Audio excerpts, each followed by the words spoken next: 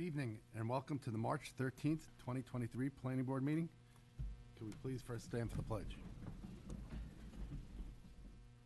I pledge allegiance to the flag of the United States of America and to the republic for which it stands, one nation, under God, indivisible, with liberty and justice for all.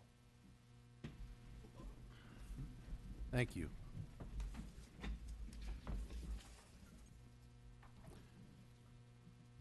All right, we have some correspondence, as we always do.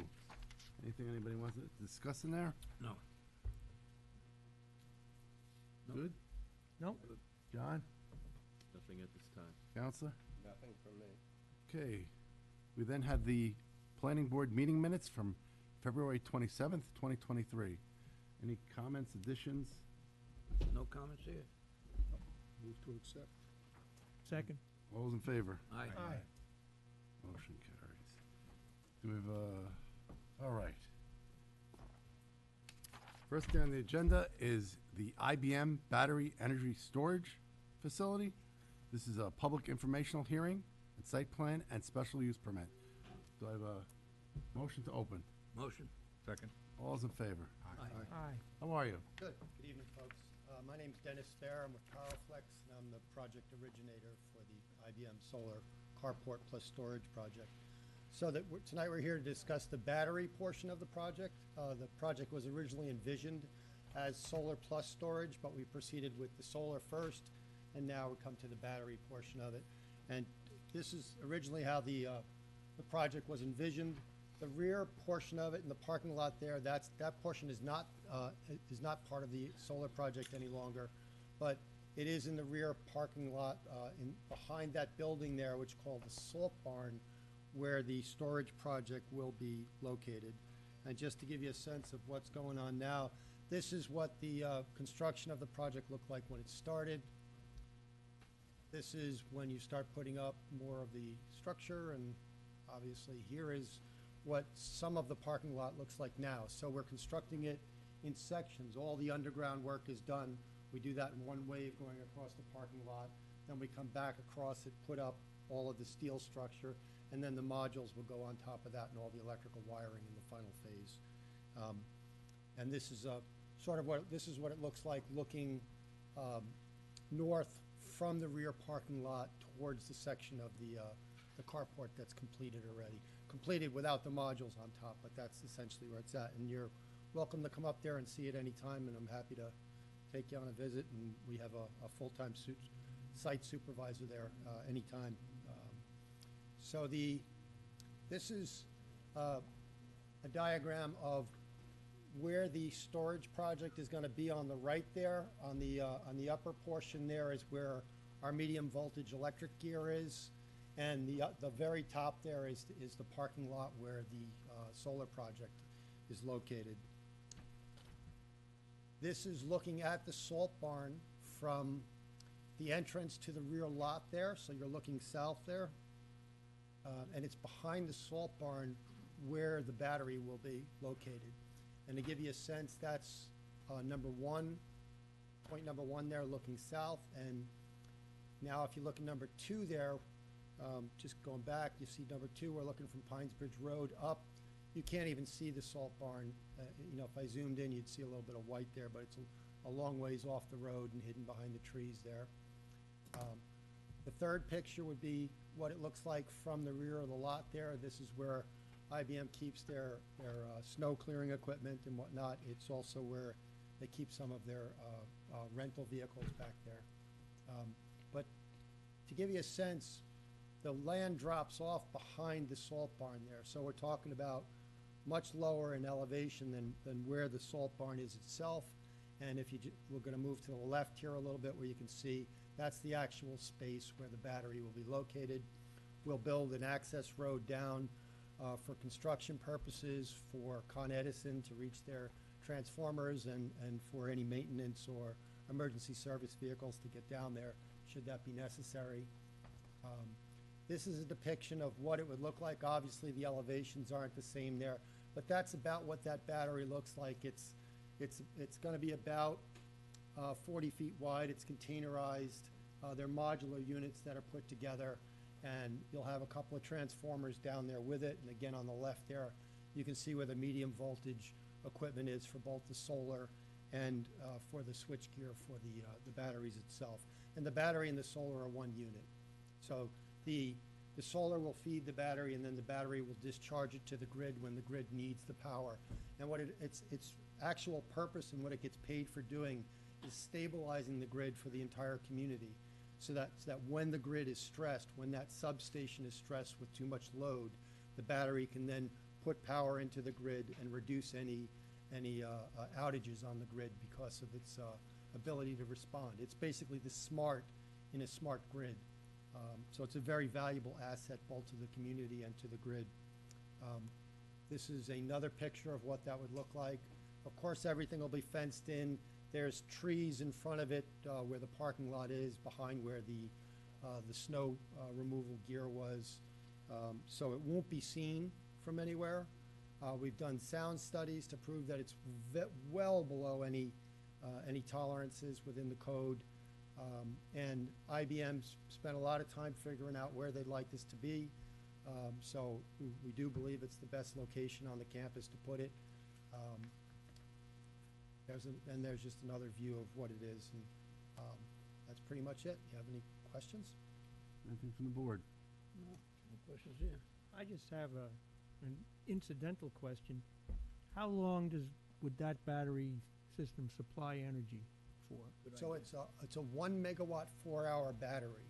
So we're limited to 5 megawatts per any single site within the state. So the solar is a 4 megawatt. That's 1 megawatt, and that can provide 4 continuous hours of 1 megawatt of capacity to the grid. And because usually those events when the grid is in trouble is during that 2 to 6 p.m. period. That's historically what it is on this section of the grid here.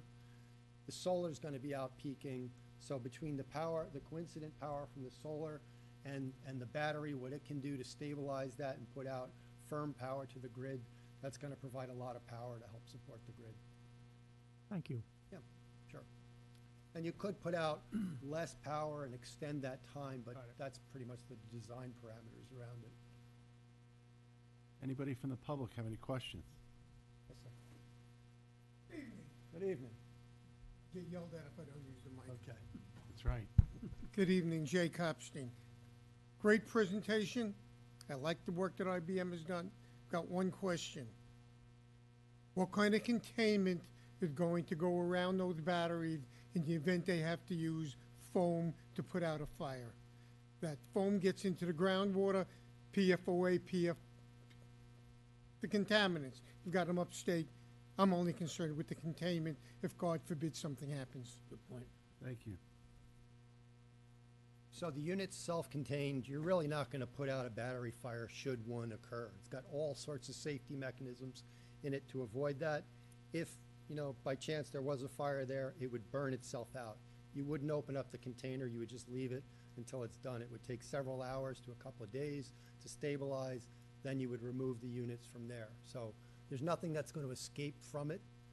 It's not going to endanger anything else. And the recommendations, if it should catch fire, all you do is you protect the area around it. So having sufficient setbacks, not having any trees near it, anything that we cut down, of course, we're going to replace. But IBM is obviously very concerned about that, and that's why we cited it where it is, because it's in a very safe spot. And it's designed so it won't catch fire. So we've handled a few of these in the past. We've approved battery siting, battery storage plans. Mhm. Is this any different from anything, that we need to consider? Or I don't recall if we put containment around our other projects. The one on Goma Street, did we contain that? I don't know, so I'm asking, did we It do was it in any other self-contained. projects? The same product. Same- It was same thing? self-contained. Well, I think over the last 3 years, and if you look at BJ's, they've actually come back with a new set of equipment. What was, and correct me if I misspeak, what was storage 3 years ago and what is today are two completely different animals. I do have a question before we go into the containment. Do we know if the fire department up here has been, I know in the beginning there was training for them, but do we know that they've been Are they on the referral list? The adequately trained? local fire department, I should say that the sponsor of the project at BJ's did send in evidence that the fire folks were trained. So I believe that they were. I would say that additional training is not something that's is out of the question, so. It's actually something we will do, you know, you do that proactively. You bring them out there, you show them, you learn from them. Like I used to be in the restaurant business years ago, and when I stopped looking at the inspectors as being the bad guy and said, okay, how can I do this better? You bring them out, you explain to them what you've done, they've got their own eyes, their own experience, and you want them to be safe. So, you know, it's standard, any project that you do like that, you work with the local emergency folks to make sure they know what's going on, because when they know how to handle it, you know, if anything should happen, that's how you assure their safety so they can go home to their families too. And a safety plan as part of the approval should be prepared and be Yeah. part of the approved set with whatever things on site to facilitate the proper response Yeah. should be there. And whatever you're gonna demand, IBM is gonna demand 3X that. They're very challenging to work with, but they're great partners because they do everything the IBM way, which is, No, I think they've been a great neighbor through all the projects we've done here, and I don't think there's been any complaint. Yeah. So I got a question if I could ask? Yeah. So, just going back to the battery and the compensation and all of that, so the grid is gonna pump out 4 megawatt at peak, is that right? 5 megawatt at peak, and the battery will be able to compensate 1 megawatt, correct. right? Just, cause, so it's not gonna be able to run the whole grid, I just wanna make sure No, everybody's no, clear no, on it, no, no. right, right. No, Cause that no. would, the battery would be, the size of IBM, so. Right, Yeah, right. so, all right, so that's just to compensate, when it drops down, and you're saying the peak hours are between 2 and 5, or 2 and 4, I think. 2 and 6 PM. Thank you. I do think it would be helpful, because they've done a lot of work up there, which looks very nice, by the way. Thank you. Maybe if the fire department is invited on site to take a look at what's out there now, Sure. kind of take a look at, just so they get, you know, an idea what's out there. And we had them up there earlier during the, Oh, you construction did? phase. Oh, yeah, on the solar. Yeah, so that all the heights of everything is clearance for all the fire apparatus, that they can make all the turns, you know, so all of that was considered and. Okay, so you've done that already? Yeah, yeah, Okay. yeah. All right, so we'll Yeah, follow build up it on the once. safety plan. Measure 4 or 5 times if you have to, but build it once. Carpenter's rule. Yep. Anybody else from the audience? Please. Yeah, absolutely, it's what it's for. How are you? Good. How are you Good, tonight? thanks. Hi, my name is Kate Bolger, and I'm the owner of 245A Pinesbridge Road. We are the closest residential property to the proposed job site that is circled on the site plan listed on Yorktown's website. As property owners, we are concerned about how the proposed battery system will further impact our quality of life as well as our property's value.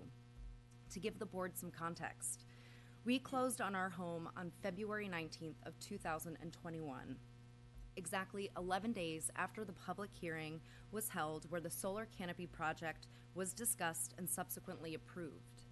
We understand that we were not alerted to this proposed project as we were not the current owners of our property at the time, but I'm sure you can understand our shock and frustration when we discovered the scale of the construction project that began directly adjacent to our home. We are here tonight to make sure that the addition of the battery station will not further impact our property's value as well as our quality of life when it comes to noise, light, and environmental pollution. I would like to outline how this overall project has so far impacted this quality of life so the board can better understand where our concern about this addition is coming from.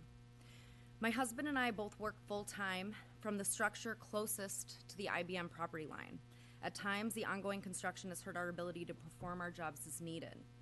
We have had to move to the other building on our property to take certain meetings or calls, which has led to repeated disruptions in our work schedules. IBM has also kept stadium level lights shining through the night for the last few months. At one point, the light pollution got so great, it was affecting the sleep of our 2 young children, aged 4 and 11 months old. At this point, I decided to reach out to IBM directly in an effort to find a middle ground and in hopes of not making any enemies from our very powerful neighbors. We were told that the lights were necessary overnight and were requested by IBM's employees. While I'm not sure why these overnight floodlights would be necessary, I am happy to report that my complaints were met with prompt concern, and a representative of IBM, Leslie Vasta, worked closely with us to find a compromise, which we were very grateful for. However, since our correspondence, another construction light has been moved to face our house, an issue that is still ongoing today. The beauty and draw of our property is its pastoral feel. There is a broken down fence that exists between our property and IBM's. This was there when we purchased the home. Prior to the construction, the only thing we could see over this fence were some parking lights and some pre-existing structures that we now know is the salt barn. Now we are met with the glaring view of the solar canopy, as well as a dumpster and an additional structure that was recently erected next to the fence separating our properties. We have been told that these two structures are temporary and should be removed in September, but that doesn't take away from their current impact on our property. These structures and the solar canopy can now be seen from multiple vantage points within our home and throughout our property. This has not only affected our everyday enjoyment of our property, but we fear it will have lasting negative effects on our overall property value. We are here tonight because we would like to propose a solution that we feel will protect our quality of life and our property value while allowing IBM to continue forward as planned. We would like to propose that IBM builds a higher fence than the one that currently exists between our two properties. The fence that is currently in place is falling apart and too short to block out the view of the solar canopies and construction activities. Given what we are able to see above the current fence line, a new fence wouldn't have to be much taller. We feel as though this is the simplest solution to ensure all parties can coexist peacefully. As I said above, we do not want to make enemies out of our neighbors. We very much support solar energy. We have shown our willingness to work directly with IBM to peacefully live in harmony, and we hope they can grant us the same courtesy in return by considering our proposition of a newly constructed higher fence. Thank you so much. What was your last name again? Bolger, B-O-L-G-E-R. Mrs. Bolger, thank you very much. Thank you. That's the exact kind of comments that we look for, because we're not out there like you are. So we will ask our applicant, IBM, to, I think the best bet would be to meet on site at your residence, see what's going on with this fence that sounds like it's been maybe timed out or beat up over time. Yeah, it's old. We got there. Yeah. Yeah, it's very old, I'm sure. So if you guys could organize a time, That would be great. Right. Thank you so much. And Oh, yeah, no. we want to be neighborly. That's why we're here. Yeah. No, Perfect. and I believe me, Don't IBM go wants away. to be a good neighbor too, so- We And got- we've seen that so far, Go ahead, so go ahead, Bob. I know, she's so nice, yeah. I just had a question. Yeah. Who is it that owns the fence? Do we know? I believe it's IBM. It's well onto their Okay. property. Okay. And no maps there. my question is there any kind of natural screening that's either there or could be put there in addition or maybe in lieu of a fence? Yeah, great question. There's a very light tree line with a lot of down trees. So in the winter, there's nothing separating us. In the summer, it's some, but it's not a well-kept little forest. It's very tiny, yeah. And the lights that are out there, are they construction lights or are they permanent? No, it's temporary lighting. It's, so IBM's a 24/7. Oh, I'm sorry, you're gonna get Oz in the back. Gets upset if you don't go to the mic. Oh. You gotta go up to the mic. Yeah, they're temporary construction lights, and they were actually, carefully placed so as to minimize that. And the construction on the part of the parking lot closest to their property, that's completed. That's in that earlier, oops. So that's completed, and the permanent lighting's underneath that, and that doesn't cast any light up at all. And it's very efficient lighting. The lights that were up were solar lights at first, but in the winter, you couldn't keep solar lights going all night long. So we put up poles and used the electricity from the facility to be able to do that, to minimize any noise. So we weren't running diesel generators, but that's a requirement, just IBM. They have employees there, like I said, 24/7, and that's going away as we go across the lot, and we're about halfway across now. But you know, IBM wants to be a good neighbor, and I say that. So anything that's reasonable, you know, they're open to it. There is about 20, I don't know, it's about 20 feet. 20 feet of woods between their open lot and the IBM lot. And IBM keeps a lot of construction equipment back there. If the, you know, if the fence is dilapidated and should be replaced, suggest it, you know.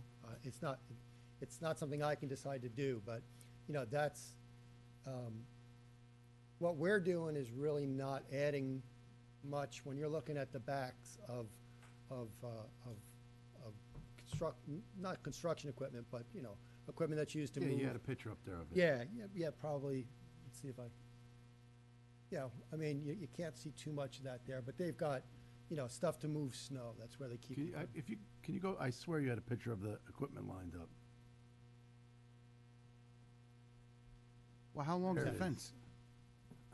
The fence is along the property, and it's just a little, you know, there's probably two fences there. There's a wooden one, and I think that there's a higher, metal one, you know, How long does it run? along the whole property line. Which is how long? Our driveway. Oh, it's, you probably have 100 feet there or something, yeah. Yeah, Yeah, if you go back to the previous drawing. Yeah, number oh, three. sorry. Oh, I'm sorry. Tom in the back gets upset. Apologies, the house directly under the number 3, that's our home. And so that sliver of driveway that runs parallel to that tree line is our driveway. And that is, I'd say probably about 100, give or take, feet. Okay. Yeah, thank you. And, you know, we're very sensitive to light trespass, because we've had some issues in the past, and we want to make sure we don't make those same mistakes again. So I think, I mean, I understand the prior neighbor was probably on their way out as they got the notice in the mail. We do have an application in front of us that's adding to this electrical system out there. So I want to make sure that, and moving forward, I mean, he said, ask and we'll look into it. So we're asking now, how can you screen that property? And if you look on the overhead, that accessory structure is very close to the property line. So I can understand how, you know, Yeah. there would be impact. So, you know, we'd have to ask IBM because that has nothing to do with what we're doing. Understand. So, yeah, and I'm, it's Understood. not a big ask, folks, you know, No. like listen, So the, we can reach out to them? yeah, I'll talk to them about it. It's being a good neighbor. They keep a lot of construction equipment over there. In the wintertime, all that vegetation drops and then you have a clear view through. Would it be nice to have a fence there so that they don't have to look at that? Yeah, it's a little give, you know. A fence is better than planting trees there. We're planting plenty of trees and everything we cut down, we replace. You're better off having a fence there, and that's not much to ask, in my opinion. Or a combination of both. Yeah, whatever Fence is works. good, it's permanent, but also evergreens can grow higher than a fence can grow. And they may be more effective in the long run at giving a nice screen so that they don't have to look at that. There And then- just may not and- be any room to plant there with the parking lot where it goes to the property line, because Well- they've got all the land on their side. Right, well- And there's well- trees there already. Right, we'll have to take a look. Yeah. You know, You those could- trees will count towards your mitigation. Yeah. So, I mean, might be a good idea to look at it with an another open mind, I got it open open, mind again. and absolutely, John. Take a look at that, and maybe we Sure. can solve the problem for, Yeah. better than just the fence itself. Yeah, and part of the reason putting it behind the salt barn and being down there is it's out of the way. No one's gonna see it, and there's no light associated with that. And any light from the parking lot, the permanent, would be less than what there was in the past, and it's just smart lighting systems. But, you know, I'm curious, how long or what time period do you expect for the construction lighting to be removed? so the construction lighting is only on the east side of the lot now, which is furthest from their property, so everything else is now the permanent lighting that's underneath the canopy. So as we put up each row, we put the permanent canopy lighting up and we take away the other lighting. And that temporary lighting is expensive. We want it to go away too. and it's angled so it's not impacting the neighbors as best you can, you know, You're just You- right. yeah, you do the best you Okay, can. They yeah. wind up giving the hillside a halo, whether you're looking directly at them or not. Yeah, I mean, listen, it's, you know, you do the Workload. best you can, and I think we've gone to pretty, you know, great lengths to do it. It was quite expensive, but, you know, now, that's behind us, I'd say, most of that. There'll be no lighting associated with the battery except for what they call dark sky lighting, which is just around it with light sensors if somebody needs to go back there and, you know, look at it, but hope, Even so, you'll need to do a little lighting plan for that. That's right. I'm sorry, but. yeah, no, that's fine. Whatever it takes, guys. Listen, this is about doing it right. Like I Yeah. said, let's measure 3-4 times. I don't care. Get it right. Keep everybody happy. You think we should do a site visit? Yeah, I think it would help understand firsthand some of the comments that you've gotten and Yeah. also some of the things that Dennis has presented. And also, I think it'll be instructive to see the canopy in place. Yep. Since these things seem to be pretty popular installations right now. Yes. And I'd encourage you to go up there in the evening too, when you see the change. Like, what does the lighting look like? It's actually beautiful, but that all the light is down, you know, and the people in their cars are out of the rain. There'll be the electric vehicle charging stations there that go with it. So it's a really smart design that took a lot of time to plan and do properly. So, you know, do we want to rush ahead and finish what we're doing? Yeah, but let's get it right, you know? We agree 100%. Yeah. And we want to make sure, you guys have been, like I said earlier, very good neighbors to the town. We just want to make sure that we keep the residents surrounding that Absolutely. happy. And again, we've had issues in the past year with lighting and noise. Mhm. And, you know, you don't want to be on the wrong side of that again. No. All right? So we'll set something up. Maybe we could tell the fire department we're going out there too, just so they can have if they desire to be out there at the same time. Absolutely. All right? And we'll let you guys know about it so you could, you know, Yeah. if you want to show us from your side what's going on. All right? Should I get your contact? How best should we? Yeah, I'll give you my. I would reach out to them. What's that? Yeah. Sergio can get that for Motion closed. you. Hang on one second. Anybody else have any questions, concerns, comments? Anything, John? Nothing here, no. Counselor? Nothing from me. Anything else from the board? We have a motion to close the public informational hearing. Motion. Second. All those in favor? Aye. All right, so maybe you guys can meet outside and exchange numbers. Thank you very much for your comments. Thank you, folks. Thanks. Take care. Okay, next on the agenda, we have SDML Realty LLC, also known as Duncan Route 202. This is a public hearing, site plan, and special use permit. Do I have a motion to open the public hearing? Motion. Is there a second? All those in favor? Aye. How are you?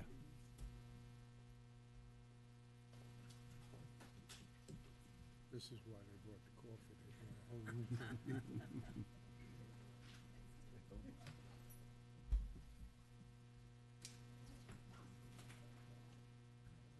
Is that posing? Good question. Is it? No. Oh. They're drinking quick. It's a limited lifetime. It's a cup, I can use my own water. Some presentation. Well done.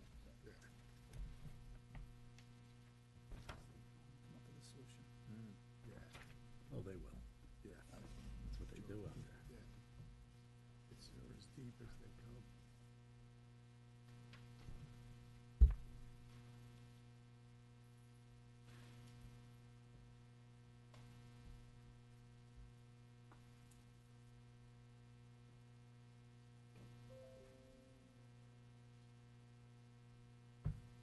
Good evening. How are you? Good. Ruben Buck Engineering Properties, the site civil for the project. Here on behalf of the applicant, SDML Realty LLC, joined by Paul and Mario Sardinia. Tonight, we've also got several of the consultants who have been helping us out in the project who are going to share a bit on what they've been working on. Our traffic consultant, Philip Greeley from Colliers Engineering. Our acoustic consultants, Isaac and Christopher, from Sareem, and our site architect, Mike Elkin, from GKA Architects. So let's give a brief overview of the project. The Dunkin' Donuts is a 3,000 square foot drive-through facility. It's going to be sited on 4 tax parcels, which are to be combined as part of the application. Total acreage of the lot is just under 1.5 acres. Business hours for this facility will be 4:30 a.m. to 10 p.m. daily. 18-wheeler delivery will be made twice a week, 7 a.m. to 4 p.m.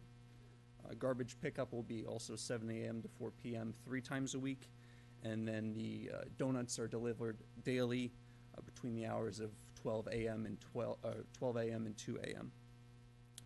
The site is laid out so that there's visitor and guest parking on the west side, including drive-up, pick-up ordering. On the east side of the site, there's parking that's going to be reserved for employees only.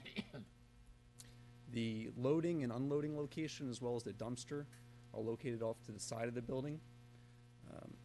And the access aisle next to the drive-through will allow deliveries to be made, garbage to be picked up, and also will serve as a bypass lane for anyone who's just came and picked up or went inside and picked up their order, and they can get by the drive-through without having to wait in line. The entrance to the site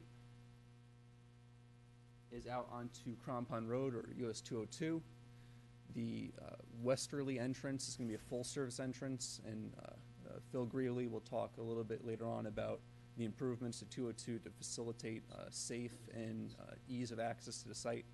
And then the right lane for the site is going to be a right-out only. Just want to touch on landscaping and lighting briefly.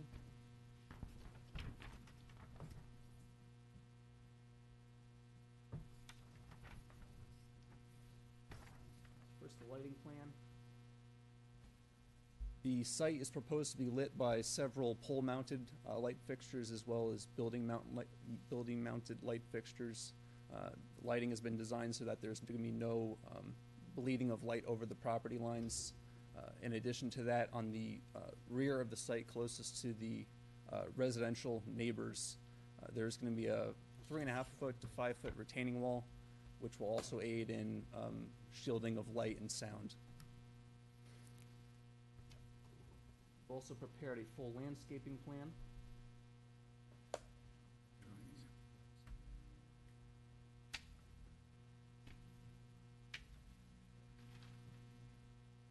Landscaping plan incorporates small plantings around the parking areas, around the building, some larger trees toward the rear of the property, and one of the most important features of the landscaping plan is the evergreens that are going to be planted between the rear of our property and the neighbors adjoining us.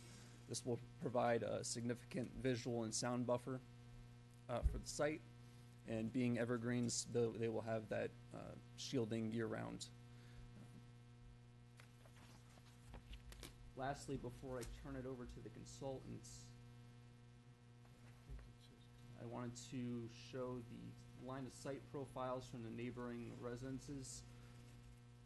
There are 3 profiles that were prepared from 3738, 3744, and 3756 Old Crampon Road.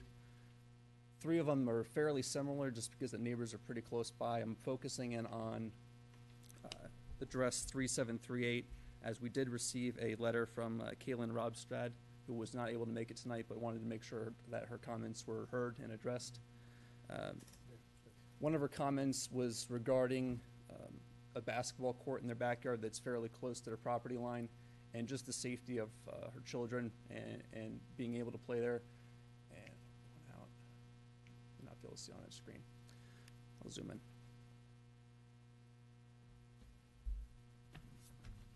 So in addition to the landscaping, there's going to be an 8-foot high fence, 2 feet from the property line. And then, as I mentioned before, there's a retaining wall as well. All of these measures, as I said before, visual and sound screening, but also for the safety of the neighbors. A car simply will not be able to exit our property to the residences in the rear due to the change in elevation. Additional comments that we received from Kalen included the location of the dumpster. I'll just turn back to that page briefly.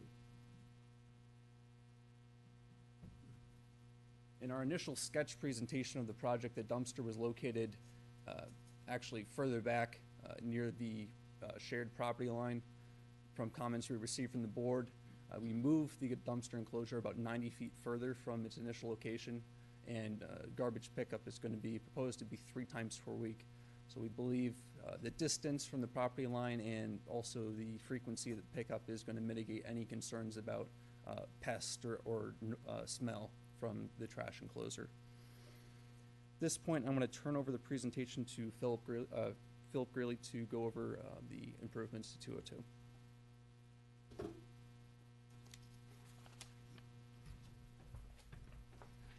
Good evening, Philip Greeley, Colliers Engineering and Design. So we prepared the traffic study for the facility, documented existing traffic conditions along that section of 202, looked at morning and afternoon peak hours.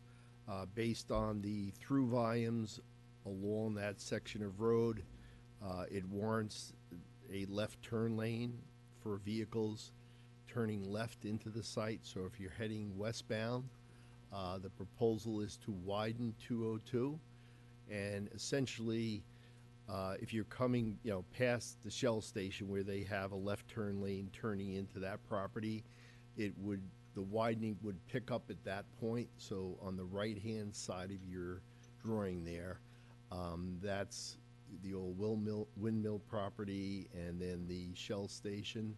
So there's a left turn lane for westbound traffic turning into Shell. It would pick up, right in the vicinity of the repair shop there, and then continue across the windmill property, and then transition at the access coming for anybody entering the property.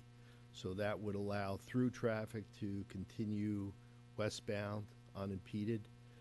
People would turn left into the site. We have good sight distance at our entrance, looking both left and right.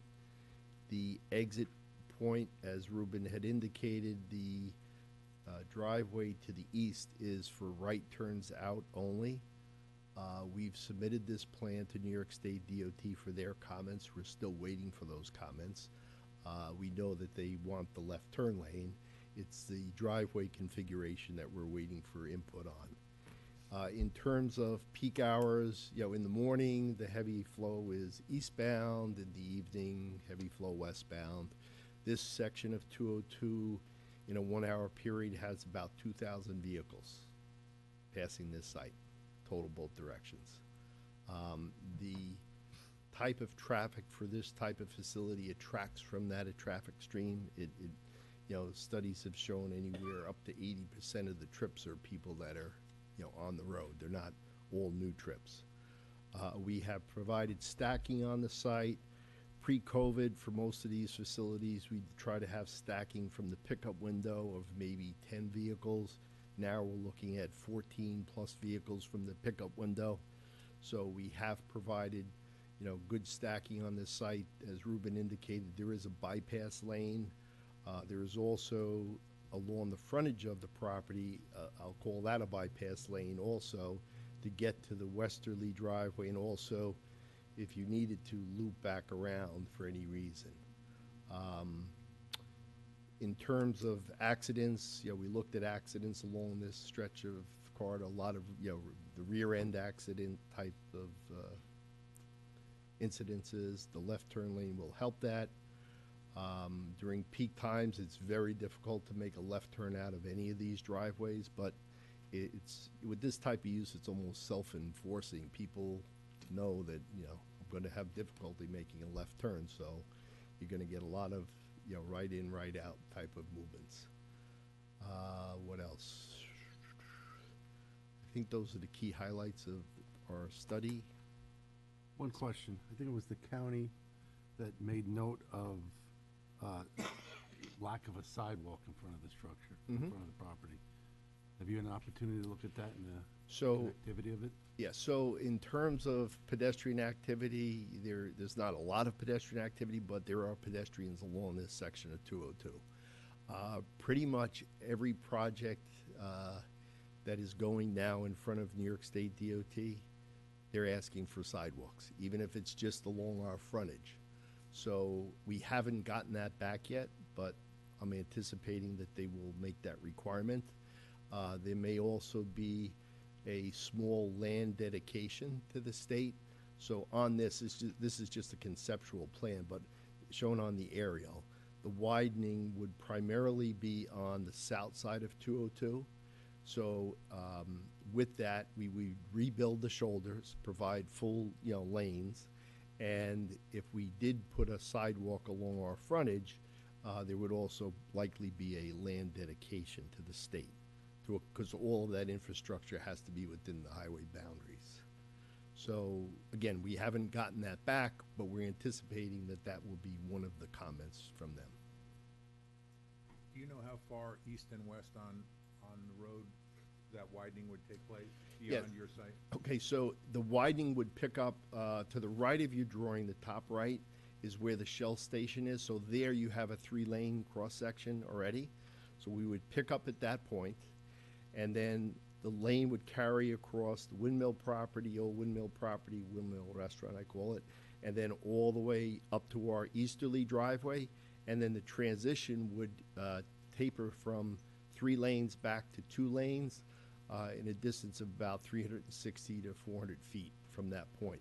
So the transition back to 2 lanes would be pretty close to, where the most easterly entrance is to Nestle's.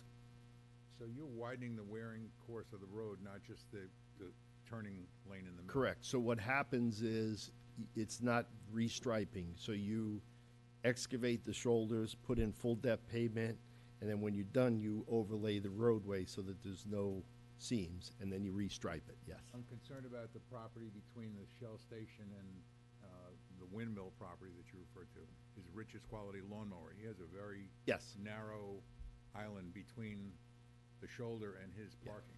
So where his driveway is, okay, that road is already widened at that point. So at the Shell station, you have the full width, and it's just starting to transition. So the widening there would be to excavate full depth shoulder, so we wouldn't really be changing that island of any significance. I mean, we have to get final survey, but at that point, you already have the 3 lanes, because as you come past Shell, it's still in the full width, and then it transitions right after that. So that would all be taken into account and to accommodate him also. Do you anticipate the feedback from the state for sidewalks to go beyond the limits of your property? Typically, no.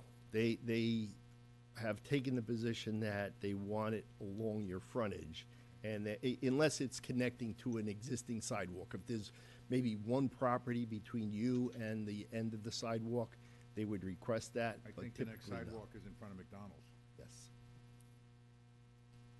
which is a long walk away. yes.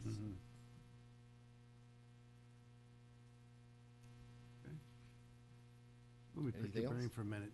Any word on our bottleneck with our neighbors next door? Nothing that I can report. Oh, I appreciate that. Any other We're questions? trying. That's always a fight. Okay, Thank you. thank you. Good to see you. Evening. I'm Christopher Peltier with Cerami Associates. We're the acoustical consultant for the project. We conducted an acoustical survey of the site to study the impacts of potential sounds coming from the site on the adjacent properties. The first thing we had to do was establish criteria. Your noise ordinance doesn't have specific criteria. It's more of an unreasonable noise. So we looked to the state DEC for some guidance on that and some other studies that had been done in the area. And we established a 6 dB overage of ambient sound for daytime and 3 dB in the evening, which is pretty strict criteria for evening. We wanted to make sure that things happening during that evening hours weren't going to be too intrusive. After that, we surveyed the site with one 24-hour survey in a location and several other measurements around the property line to understand how much noise is out there from traffic on 202, other properties, things like that in the area. And that's how we established the baseline to then compare the noise sources we're introducing into the site. The main focus of our study was on the kiosk loudspeakers, the interaction between the store and the drive-through component. We also looked at the delivery trucks and those issues. The findings of our study, after taking into account the site improvements, the retaining wall, and the board-on-board fence between the property and the residential properties, is that the majority of the noise sources do not exceed the 3 dB over in the evening and the 6 dB over in the daytime. They actually are significantly lower in most cases, with the exception of the highest level of a box truck delivery and a semi-truck, which exceed by a decibel or two of the strict criteria that we established. Some of the factors that were key in our findings are the orientation of the kiosk loudspeakers. Those are indicated by the cyan lines, dotted lines on the plan. They're oriented away from the residential properties to make sure that any sound that's escaping is directed away from those key sensitive areas. And something to note is that our study was done without any cars in the drive-through. So the cars are actually going to provide some shielding from the noise as well. And the speakers come with an automatic gain control that will adjust the volume based on whether there's a car there or how loud the ambient is. So we studied everything at the loudest it could possibly be, and in reality, everything should be quite a bit quieter than the results that we found. That summarizes our study. So I got to tell you, usually when we have a public hearing, Dr. Greeley would be, you know, the one we would question the most as traffic, right? It's always about traffic. This case, I think between you and the lighting engineer, going to see the most questions, especially from the audience. In your professional opinion, and I know the applicant, anything we've asked them to do, they've come back, they've addressed. Is there anything out there with types of materials, like anything that's hard surface is there anything else that could be done that could possibly reduce what's coming off that property? So one thing that we are currently looking at is the mechanical equipment for the site. We already know the loudest it can be to still stay within this criteria. We don't expect it to be that loud. We expect it to come in quieter, but we're waiting to review the actual selections so that we can confirm that. There are screenings and things that can be done to address that. The two items that are on the edge of our criteria are vehicles, and there's not much that can be done. Vehicles, you know, they have to meet DOT standards and they have to meet noise emission standards for driving on the road. So there's not additional mitigation that can really be done to that. The board-on-board fence that's already between the properties is providing a lot of additional attenuation and has gone a long way into bringing it very close to that criteria that we established. Okay. I have a question related to the noise or the sounds. So I think I heard two things. I heard the highest level was the delivery vehicles in terms of Yes. getting to the, and I think I also heard that deliveries would be from 12 to 2 a.m. The box truck deliveries are between 12 and 2 a.m. daily. Yep. So those two things I think are concerned because the loudest noise generation you have is at probably the least favorable time. And it's the loudest of the noise sources on the site, but it's about 4 decibels over the ambient at that time of day, which is a very low ambient at night, between midnight and 2 a.m., right? There's not a lot of other traffic or a lot going on. But I will note, by the time, so this is all, the sound levels I've been discussing so far right at the property line. So you'd be standing right next to the Dunkin' on just the other side of the fence, or 3 feet of the other side of the fence. By the time you get close to the structures, it's below the ambient sound level. So where people would be expected to be between midnight and 2 a.m., closer to their residence or maybe inside, it should not have an impact. So what is the ambient level at night? So I don't have it for each specific property. At the residential property line, it was about 50 decibels, or 48 decibels. Yeah. 48 Yeah. decibels, that's the ambient? Yeah. Between 12 and 2 AM? That was the lowest ambient we measured during our survey. What was the highest? I did not. Do you recall? About 55. About 55, so 48 to 55 roughly? So you're saying that the delivery will be 4 or 5 decibels over that? At nighttime, 3. Yeah. 3 over the 48. Well, that was your limit. Oh, sorry. Yes, 4 or 5. 4 to 5. So that kicks it up to maybe 60 maximum? It's over the minimum that we measured. So so it's let's see, the box truck is around 53 at the property line, so 3 over the ambient, or sorry, 57 at the property line, 4 over the 5 over the ambient, 6 over the ambient, and the 18-wheeler, which comes daytime, would be about 68, which is Okay, so at night, the box truck will be about 57, is that Yeah, your, that's kind correct. of your max? At the property line, 57 compared to a 50 ambient. What's the estimate that it will be at the structures? 40 by the time we get all the way to the structure. Do those readings take into account the benefit of the fence and the plantings and so forth? We did not take into account the plantings. Plantings will be additional, but we like to have a little safety factor in what we're doing and So be a there little will be conservative. some benefit, There but will not be some. measured. Yeah, yeah. We took into account the fence, the retaining wall, but we didn't count the plantings. What about backup alarms? We did not study backup alarms. Is that, in the middle of the night, as we've seen elsewhere, can become very problematic? Because that is meant to be, you know, And here I am, watch what you're doing, right? And I think I have to defer to traffic on how the box truck movement's going to happen. That wasn't one of the things that we had studied in this. Is there any way to, and I would look to you, to limit the hours of delivery? Maybe not have it till 2 o'clock in the morning, and have it at a more reasonable hour, so that the neighbors won't be impacted by that potential noise? My understanding is that the delivery is about 10 minutes or less. The box truck comes in, they deliver to right about where the dumpster is, which is halfway to the property there. And as far as changing the hours, we are a co-op. There's 100 stores that get delivered around that time. Donuts are made later in the evening, and they get delivered later on at night. So Kind of the, constraint. the 40 or 40-something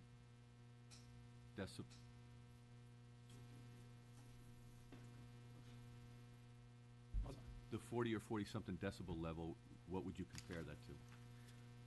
A sound, if I'm standing So- next to it. When everyone's quiet in this room, it's probably around 45 decibels. Right, so it's a conversation level? Conversation level is actually at 65. So just you and I speaking 3 feet apart from each other, we would be about 65 decibels. A quiet, open office space or a private office would be around 40 decibels, 40 to 45, Without anybody speaking? without anybody speaking. Yep, everyone's heads down, quiet work, just the mechanical HVAC sound would be around 40 to 45. Well, Sorry. I just want to, I think it's something to dig into, not to make it undue delays or anything, but given the experience of Nestle, which is a little different, but I think the comparison should be made very succinctly about what we're going to get with the box trucks as compared to some of the trucks that are wreaking havoc in that other neighborhood next door. Well, and I think that's our measure now, right? So that's been through this process. And again, we had, no disrespect, we had other professionals, you know, noise, light, telling us that things were gonna work, and maybe not so much.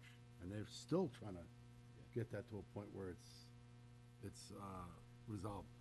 Yours is interesting, because sound is a little bit different, and you could do things to mitigate that, I believe. You know, I see an island in the middle there. You know, the the wall that's getting constructed, that's gonna be a hard pan surface. Is there any kind of ivy or anything that could be put on that wall that might reduce it? The, No.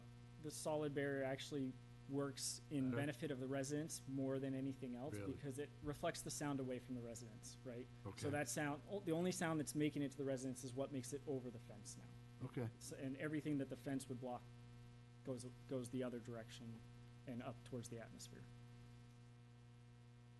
all right, so I think on your end, this is something we're gonna have to, and I'm sure you're gonna hear from residents as we go to the public part, but that's something we really wanna make sure we get right. Sound and the lighting. Because the traffic, the good doctor is gonna make that work and get the state on board with whatever designs out there, and I'm sure that's gonna be well. Your end and the lighting end, that's something we gotta make sure that whatever we sign off on is correct. And I'll add, my understanding now is that the box trucks, their movement should limit or exclude the use of backup beepers. They should be able to pull forward, deliver, and continue on forward, not have to back up. Be great if they got an electric box truck, then you hear nothing. It's coming. But, all right, so really appreciate your time, and Thank you. I'm sure we'll be bringing you back up here soon.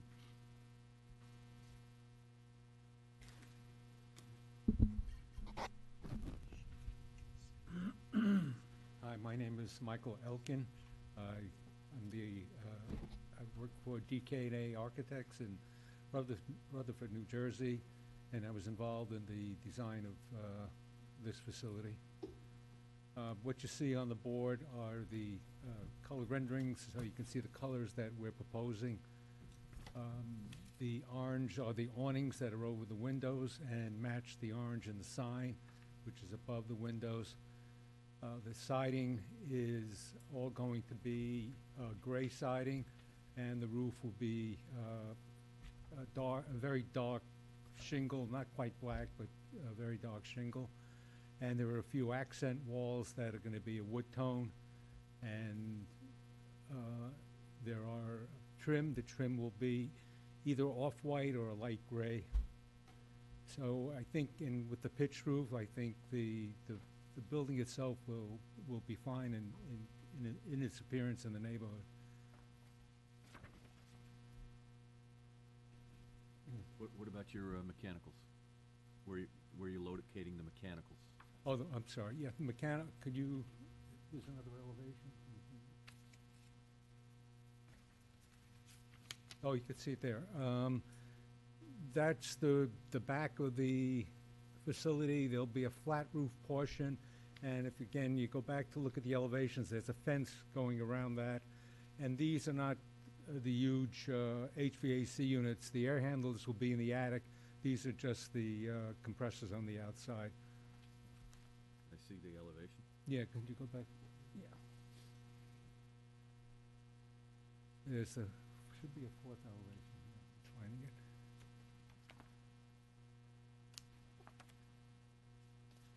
Ah, there it is. You can see it at the top.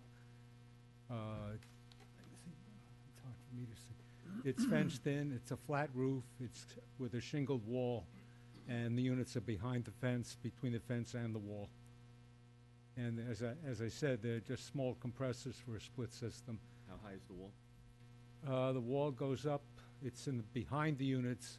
It's not in front of the units. The fence is what is in front of the units towards the outside. The fence, I believe, is about 3.5 feet, and the wall is about 8 feet high. So the wall in the back is 8 feet high? Yes. Between myself and the rooftop units will be the 3-foot. I think it's either 3 or 3.5 feet, yes. Are you certain that will screen them proper, well? It should. If we have to make the fence a little higher, we'll make sure the fence is at least as high as the units, so there's no way of seeing the units. So the units are going to sit up above the height of the rear barrier wall and fence that's between the property line and the neighbors? Yes. Be higher than that? Yeah, I would assume so, yes. What's the material of the fence? Fence would be a white fence made of a material, not wood, but a material, either a plastic or a vinyl that So will. it's a decorative vinyl. Oh, let's yeah, say. it'll be decorative vinyl. What we want is a material that'll last. The whole building is going to be that way.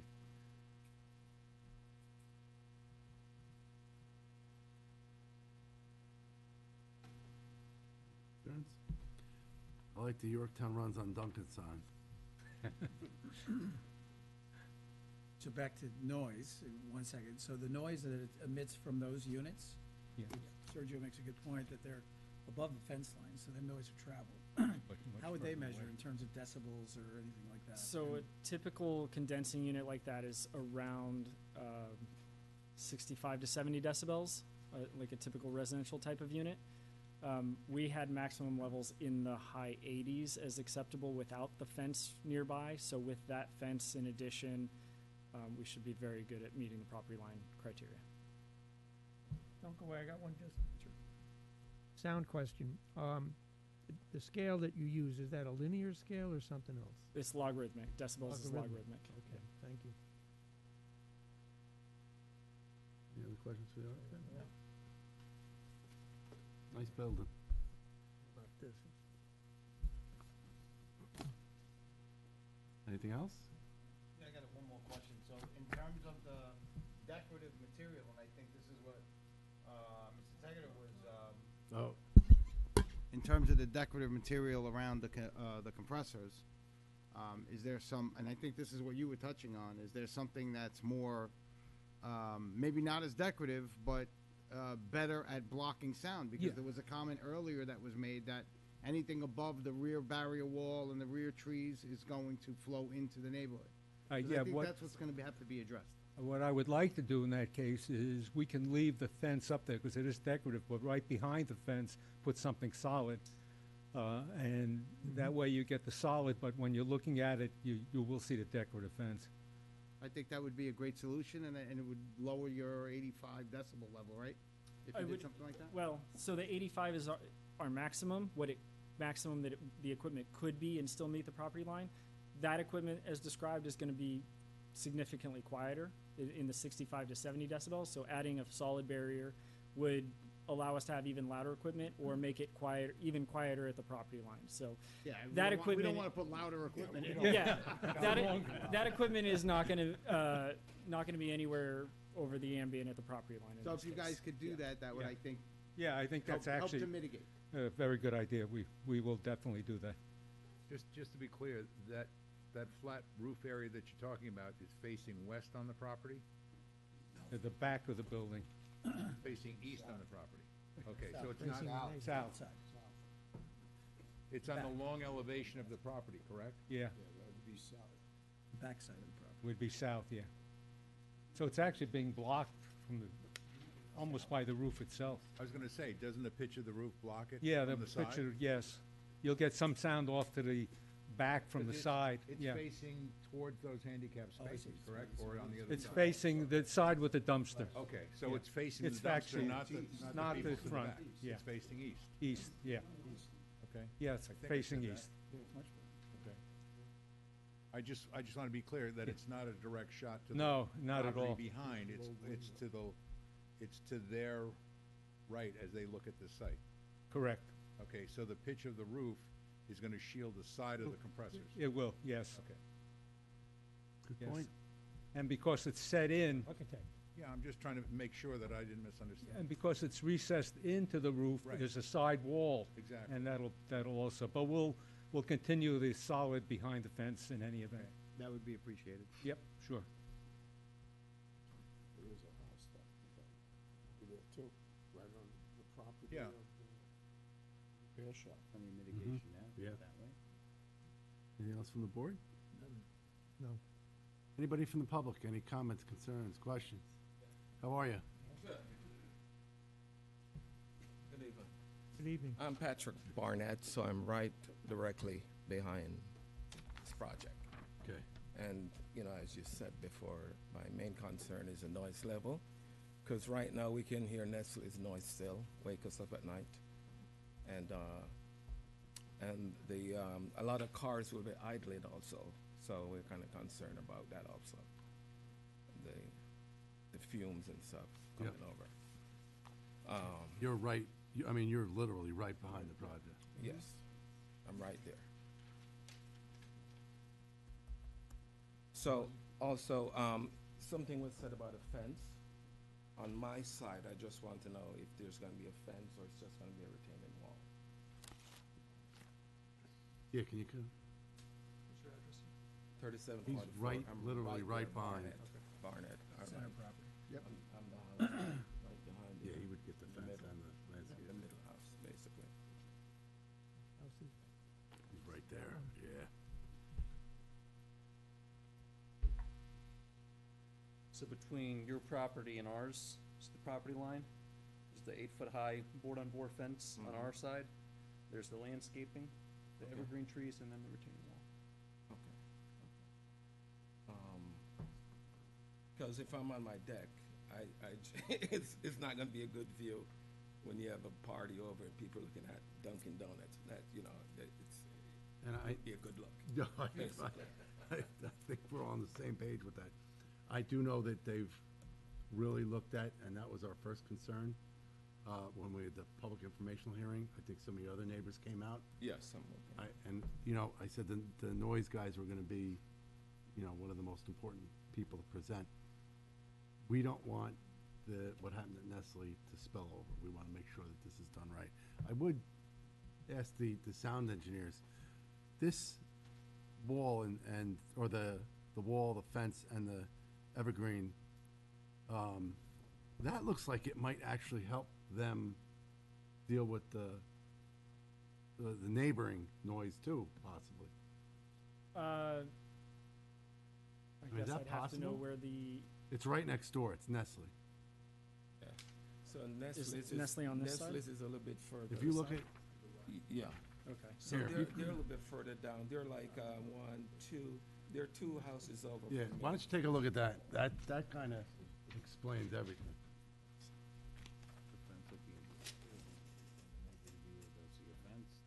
Yeah, depending on where the Nestle issues are coming from, it could. So fences, barriers for acoustics work very much but like blocking light. They block line of sight, they block sound for the most part. So if you could draw a line between the noise source in your property and the fence is gonna be there, it's gonna help with that. And it's gonna help on the order of 5 decibels or more. So that's a significant noticeable change. How far does the board-on-board fence extend? All the way across the back of the property, or? Yeah, Is it like on ours, it was shown really well in red. I don't know if we can Is pull it that like up. a but- horseshoes kind of?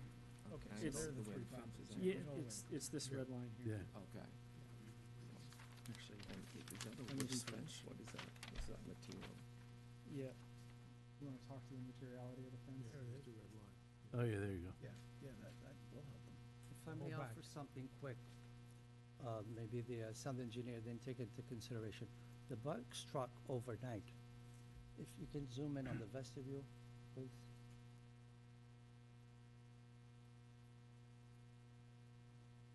The handicap parking, please. The handicap parking is our vestibule. That's where the Bucks truck comes in, delivers the donuts for 10 minutes, backs away, and goes right out. They don't go anywhere near the neighbors or go around the drive-through or anything like that. Oh, so they don't go in that loop? No. behind? They go to the vestibule, they open the door, there's a vestibule in between the store, they're not allowed to go into the store. They drop off the donuts there, and then their morning employees bring the donuts into the shop. Okay. That's another way that, I just remembered that's how they do it at our shops. But they're not coming around. So they won't be coming around? Yeah, they can easily, if they have the whole parking lot to themselves, they go, because the vestibule is where the handicap is. They go in, it's an in-between doors, they drop the donuts there, they back off, they back away, and they come, they go Yeah, right. exit out. Okay. Thank you. Thank you very much for your comments and questions. Anybody else from the audience?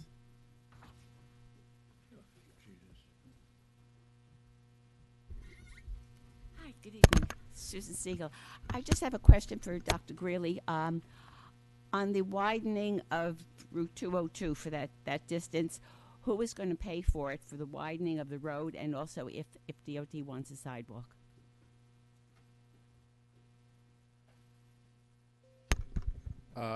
As part of the highway work permit with New York State DOT, the applicant would be responsible for the cost of the road improvements and any other appurtenances, sidewalks, et cetera. Thanks, Doc.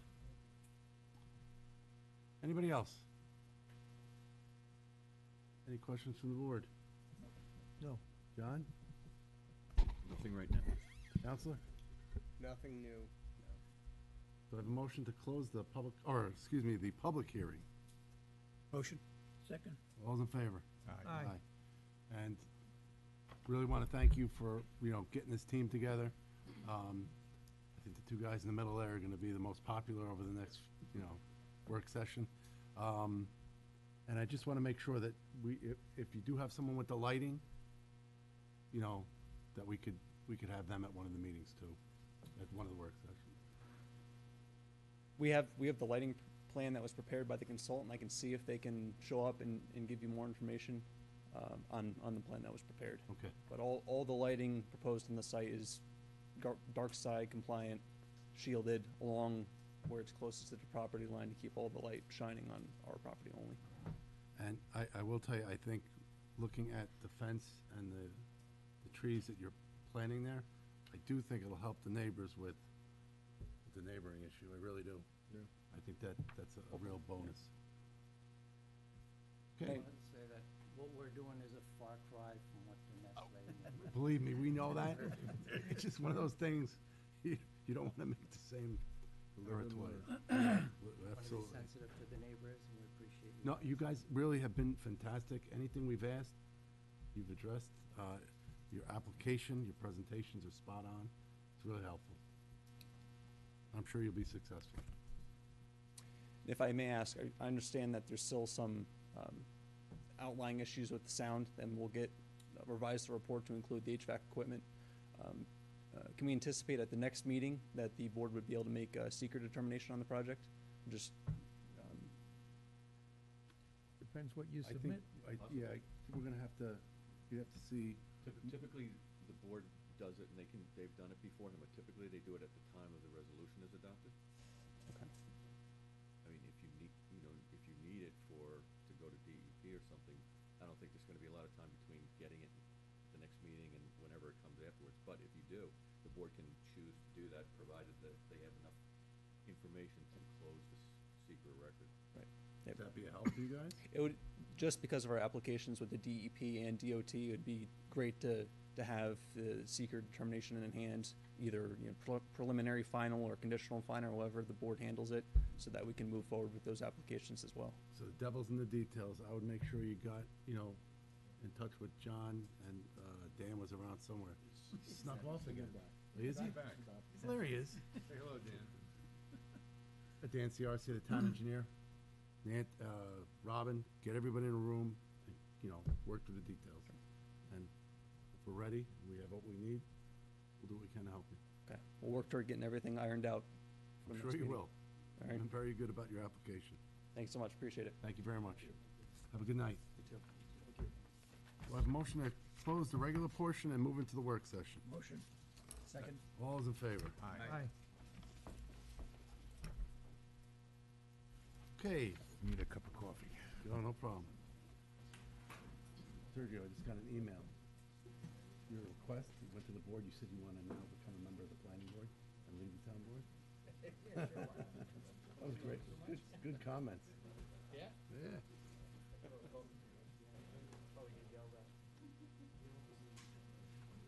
Want to bring Estes back and have them plant trees and put up walls? I remember that, you guys, were you here for that one? No, I I wasn't. just remember, I know you guys weren't, but I just remember we talked. They pull in and they back up and they Yeah. go around. They were talking about the trucks backing up with Yep. the sound, but that sound is regulated by the government. Oh, you have to have it. Oh, yeah. That's, the government There it is. wants to, See? The worst thing in the morning. Someone get the noise meter. is around at 2 But o'clock that's in the what, morning. It's too that's what loud. tweaks everybody up. Whether it's quiet or not, you're going to hear it. And you can't disable them. No, It's geez. a violation. That's the vehicle that's backed in. No, the reality is you're bordering commercial. John's truck. I'm on the other side. No, that's like, All right, we're gonna keep moving along. building that building. Next on the, agenda is Swope Trust. This is a preliminary application. Location's 322 East Main Street in Jefferson Valley. How are you? Planes, I mean, come on, you're near an airport. I don't have it up there. Before you got there. Yeah. Hello. How's everybody doing tonight? Okay. Yeah, I'd like to pursue this property, and I just want to get some feedback on what I have to do to get this going. So you saw this before, so this is kind of a reacquaint meeting? I was here a few years ago, and COVID and everything else, I just, super busy, but now it's, now it's time where I'd like to get this in motion and get an engineer, a site plan, and, just kind of like to know what kind of information I'm gonna need to get this going. It's a small project on, East Main Street. What's the strip on the east side? Excuse That's me? part of your property, right? There's see that strip that goes down to the lake on the right? Long, narrow, almost like a Yes, bowling that, alley. yes, that's part of the property. Is that reserved for anything, or is I believe it's an easement, if I'm not 100% sure, actually. easement for what? I don't know. Okay. So you're gonna get an updated survey? I'm gonna get an updated survey, and I'd like to hire an engineer. I'd just like to know if this is something that's feasible and if I should pursue it or not. That's really why I'm here. Has this been referred out to the Conservation Board? I mean, It's essentially the first time it's coming to you, although it was here 3 years ago. it was here before, It was 3 years ago, yeah. the same plan, I Did we think. walk out there? Yeah, I've done nothing. I just don't know where we're at, and I'd just like to start fresh and just get some comments. Can we do a sidewalk? I don't know if we saw, there's nothing to see there. Or woods. It's all woods, yeah. It's vacant. It's right next to, I forget the gentleman's name, that, he owns a gas station down the road on the left. Hansman. Yes, I believe so, yeah. He owns that and a couple of properties right across the street, right? He has a lot right next to it with like 6 or 7 or 8 contractors that are in there renting it. Store cars there? No, that's the one to the left of it. I believe his property has it's like guys, like all contractors, like landscapers and excavators, big giant pile of dirt there. It's literally right next door. I swear we were out there. We looking at the battery storage or something? We went Oh, from. the battery storage is right on the other But didn't we side. walk Walked down over there? from the battery storage and looked at it. Because you said you used to canoe or something in there. On the lake, Right. yeah. I remember I swear we were on that property. You can Okay. canoe up to this property for sure. All right, so I have concerns about the proximity of this development to the lake shore, Yes. and I don't see anything in here. You're in the 100-foot buffer area, or at least from the wetlands for part of this, right?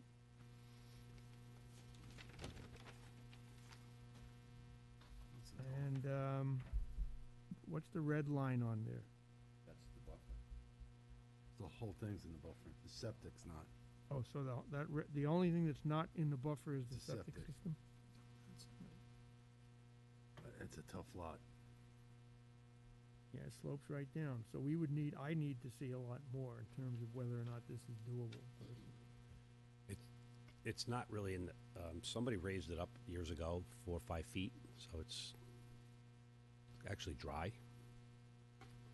This is why I'm here. I just, it's been, Mr. Swope's been paying taxes on it for 30, 40 years. I bought it out of his trust, and with the hopes that I could develop it. Before you go hire an engineer or doing any more work, I think it might be a good idea to. You own the property? I do, yes. So it's not David Swope's trust anymore? I know, I bought it out of his trust. Maybe we could forward it off to conservation. Well, Get a first flush before we move. well, Nothing to see. I mean, it's. well, I think you need to get the wetlands flagged and an updated. I think I would recommend that you get an updated survey. Yep. Which you probably need to do anyway, regardless of what you do with the property. Okay. Good to have. It'll clarify what that easement is on the side, and then you can get the wetlands flagged, and then have your surveyor pick up those flags and get it onto a map. This will give you the hard line of where those wetlands are, and you'll know a little bit more about what you're talking about. Then I think it's worthwhile to send it to the Conservation Board, and the Conservation Board can take their initial look at it and possibly even do a site visit and get their own look firsthand and form their initial opinion on it. I think maybe that's where would like to go, right? Yeah. Okay, so that's what I recommend. Get your survey updated and get the wetlands flagged. We'll confirm them. Then they get on to your survey, and then they can tell you a little bit more once it goes to after it goes to the Conservation Board. If This this way you're ground not has getting an been filled engineer in and involved. raised, you may find that the wetlands are no longer, the boundaries of the wetlands are no longer there. If the ground, you said the ground has been raised? Yes, sir. It's Well, very you might have obvious. changed It's 3 or 4 feet above the height of my adjacent neighbor to the left. Well, it's gonna be to your advantage if you really flag them, because they may not exist, you don't know. That's what I'm hoping Then for. You're looking at a map that's probably 15, 20 years old. When was it filled, do you know? Excuse me? Do you know when the filling was done? It's got to be every bit of 40 years ago. Okay. Yeah. I mean, there's literally trees with 15-inch calipers on it now. So who did this delineation, or the wetland boundary? I believe Insight? David Swope had this done. Bill Bolter's a very good friend of mine. He took care of Mr. Swope's trust, and he sold me the property and said, "Hey, look, with some work, I think that there's some potential here. I got to get it out of his trust, right? And I think this would be a good project for you." And so I took a shot at it. DEC maps. Yeah, if you flag this, you're gonna find a change, guaranteed. All right, so To your advantage. we'll go to John's recommendation? Yeah. Okay. Sure. So, All right, follow so John's recommendation? I will. I'm going to get an updated survey. I'm going to get the wetlands flagged, and then I'll come to you guys. You guys will make sure they're delineated properly, and then we'll just take it from there, I guess, to another meeting. Yeah. All right. Thank you so Have a much. good night. All right. Good night, guys. All right, next we got 670 East Main Street. This is the discussion of site plan.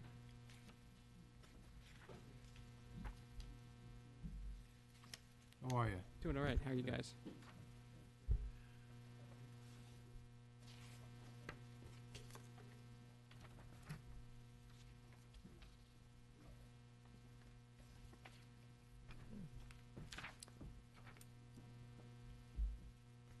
So Robin's pulling up the site plan there. So as requested, we updated the site plan, put a little more information on here. Where we took a look at the preliminary grading, put on where is essentially where the stormwater, where we're thinking about putting it. The sewer connection, the water connection, we added that to the plans. Last Tuesday, we were at the Abaca. They took a favorable look at the project, gave some initial comments. We also started laying out what the kind of the landscaping would look like, showing some proposed tree locations, some screening. Is the place that you wanted to save that tree? Yeah. I mean, it's not necessary, but it's a beautiful tree. So this is where we are. Ultimately, our goal is to try to get to the zoning board to get variances because, as you guys may remember, this project lives and dies by variances. Tough lot. Yes. I think the next ZBA deadline is the 21st of April. Any thoughts, John?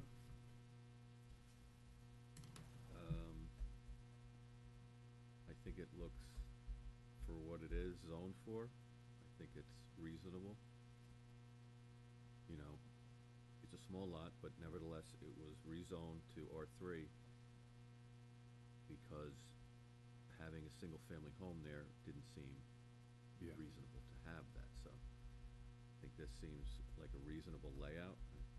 I think it's the best layout that you're gonna get on this property. Splitting them up, I think, makes more problems for it. The only thing I would say is that probably some attention to the landscaping, but that doesn't need to happen between now and zoning board, so. And it complies with the neighbors are the same type of, Yeah, look, It's Same in type of keeping with building. what's that's their box. built. yeah, they're Yes. 100 bucks. Yeah, this, to the south is So- the commercial, to the Yeah. east is another multifamily, and to the north is residential, a single-family residential. So this is like a transitional, Cleans up the property. Fits I more agree. with the area. I think this is reasonably good layout for what we've got there. Yeah. It's less intrusive than the 5 units that was originally proposed. The only concern I have, and I guess that'll get tested, is the in and out on East Main Street. Okay. Many of us are familiar with that, and that itself has a problem. I don't know if it makes sense to eliminate that access. Well, I think the possibility of Go back maybe into getting old- some of those proposed trees is very limited sight distance coming off of Main Street, Yeah, going in or out over there. And if you're gonna be putting trees along that too, I'm all for It's two. trees, This, but if you're limiting the sight distance. Yeah, I would not sure wanna- that would. So I think they've given us a few different options, right? Yep. They showed different ways to develop the property. We know there's a very large project next door to them coming in, which maybe, but it's in front of us, right? No, the town board just did a pause deck on the rezoning for that. Oh, I don't watch town board meetings, no offense. Sorry. So you possibly could have a very large development next to you, but that's being looked at, it sounds very close by the town board. And if that did get done, this whole area would get looked at by their, right, we've been in contact with their traffic engineer and Yeah. give them a heads up about this project. So that And way, when I did the site walk, that old Jefferson Valley Road, I would recommend no one go up there. You know, and the area, I think needs some tweaking, but I think they show improvements, they show a pedestrian way in front. I think it cleans up the property. So, the access driveway now on East Main Street doesn't quite line up with Across the street. the road across the street, is that what I can? There's an overlay on one of these drawings that show it. It's right here. You can see with the proposed versus the existing. Yeah. Looking for it. Oh, the existing's right here. Yep, okay, there you go. Existing, proposed, and across the street. Yeah. Okay. And clearly, the mouth is not gonna be as wide as Yeah. Lee. All right, that's really my only concern, but I guess that can be tested. I would say go ahead with the. Letter to the Absolutely. board? This concept, what do you think? I love this concept. This is a good one. I just had a question on the Abaca letter that I don't quite understand it. Talking about, I guess, moving the roof back between the two reverse gables on the front. I don't quite understand. yeah, so, I don't understand their point. Maybe you can walk me through that. sure, the way the rendering was drawn, it kind of showed at the entrance, a roof over the entrance, and then the roof line, because the entrance is set back. Right. There was another roof shown over that roof, so it was like a roof over a roof. Oh, I see. And I don't know if that was the way the architect had originally intended it to be, or just the renderer and their interpretation of the architectural drawings. So we pass those comments along to the architect, and he'll clarify that for Abaca. Okay. I just was trying to understand. Certainly. Having looked at the drawings, I didn't make sense. Essentially, it but- was a roof over a roof. Okay, but the roof, I think, was intended to be over the entrance, which makes sense. Right, there was a But roof. you're saying, but there's another one above that? Yes. I got you, okay. All right, so two things we gotta think about. One is, I guess, a warm and fuzzy letter to the zoning board. Is everybody all right with that? Yeah. Garrigan? No problem. Warm and fuzzy to the ZBA? Yeah. Okay. And then, public informational hearing, April 10th. Is everybody all right with that? We need that if it's before the zoning board, or do we wait for them? It can be done. You don't need it. Bad news at the zoning board, there's no. Yeah, there's no need to hold a hearing if the zoning board Yeah, gives if the you thumbs get- down. Well, can we keep them kind of moving in parallel? Just keep this project on see the why fast not. track? Yeah, we can do that. We'll pencil it in instead of inking it in. All right, we can do that. They won't make a decision but in April. Right, yeah. talking about the public informational, right? Yeah. Yeah, that, we should get that out of the way. Okay. All right? All right, There you are gonna need some more detail. certainly. Right, so specifically, I'm sure you'll hear from landscaping details, the visuals. But we'll go from there. Yeah. Work closely with Rob and John and Dan. Or somewhere. Sure. Managed to get. All right? Absolutely. All right. Good? Thanks. All right, guys, thank you very much. And we appreciate you guys doing the extra work to show the different layouts. It's very helpful. Absolutely. Thank you. Yes, big deal. You made a big deal. Yeah, that's important, right? Yeah. Michael Grace. All right, next we have the Gardenia Hotel. This is a discussion of site plan and special use permit. How are you? Good. Mike? How's everyone this evening? Good. Good. All right. Well, I was hoping that we would be at the public hearing stage already, but we got a couple of memos in the interim since the last time we've been here. One from the planning department and one from Abaca, and we try to go down the different points for the latest planning department memo. So just wait for Joe to get set up here. All right, we'll just go sequentially through the different points from the planning department memo. I believe you will have it here. And I'm also assuming, and maybe I shouldn't assume, but I'm assuming everybody is familiar with the application. It's a boutique hotel. It's a use that is only allowed in the overlay district. Over the past year, this was put into the overlay district, and then subsequent to that, the town board passed the area and bulk requirements for the use and put some parameters around the use, which was ill-defined in the original legislation for the overlay.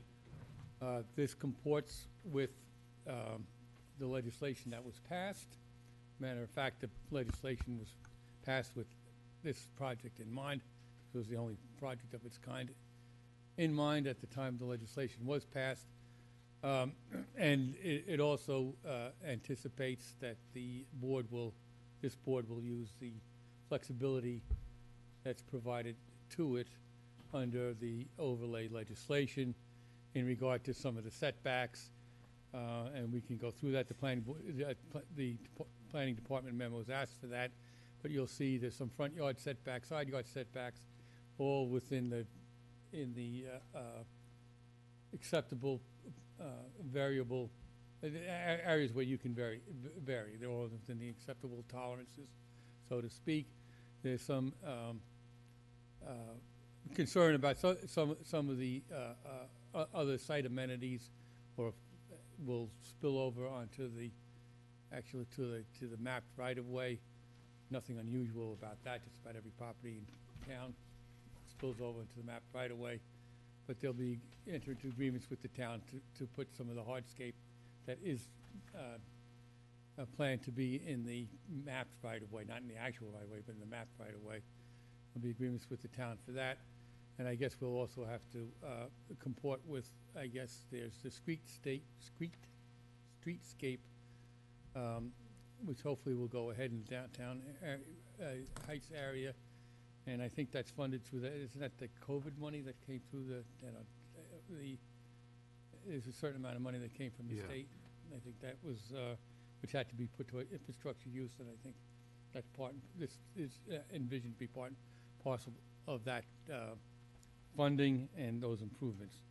So with that preface, we'll go through it. The lighting plan, we were hoping to have a full lighting plan available for you this evening, but we will have one.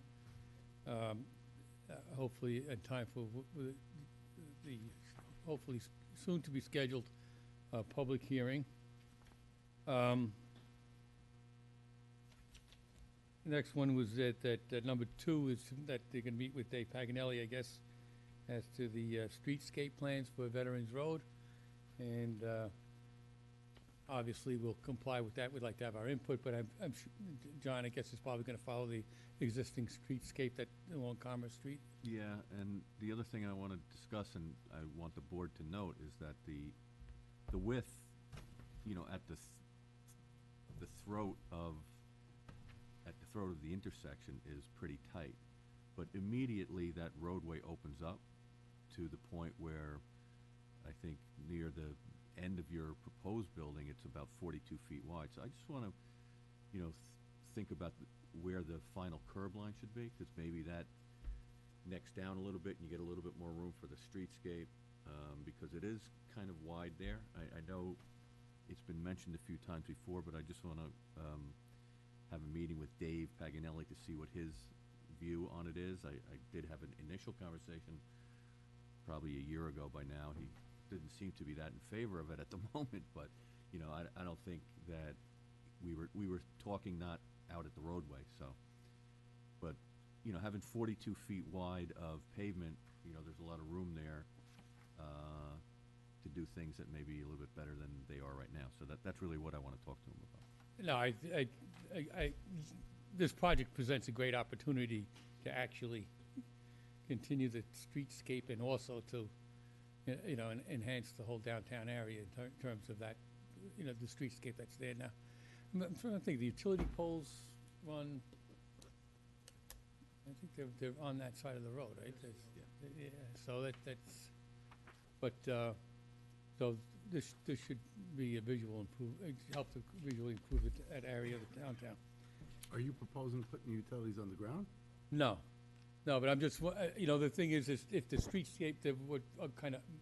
Well, are you connected to overhead or underground right now? YCC's underground? Yeah, All right. Commerce Street is on the ground. So. Yeah, all right.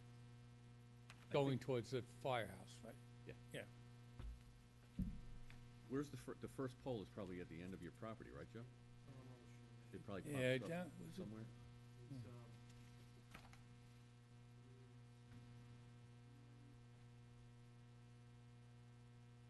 Is that by Reliable Oil?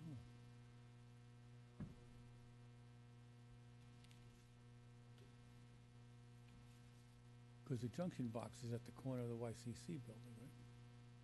It switches.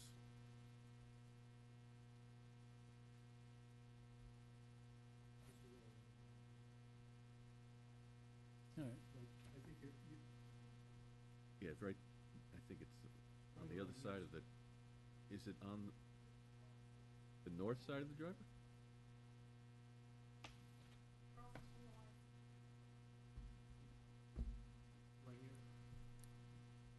Right, because the underground switch is on the corner of the on the YCC corner. I know that's where the switch, and then it comes up against at Hanover, but. I know we were just out there with an excavator, and we gotta watch the wires, because we're like right under the wires, so it's right in this area here, they're above ground. You got no problem with it? All right. Okay, point number 3,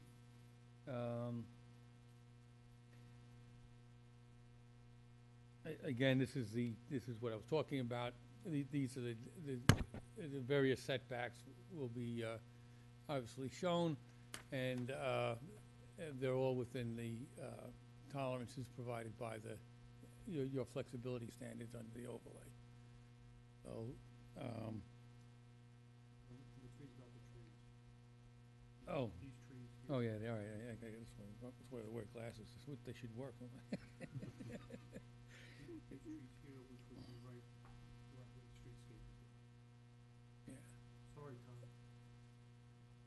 Yeah, all right, so that Joe's saying that the removal of the trees will obviously depend upon streetscape as well.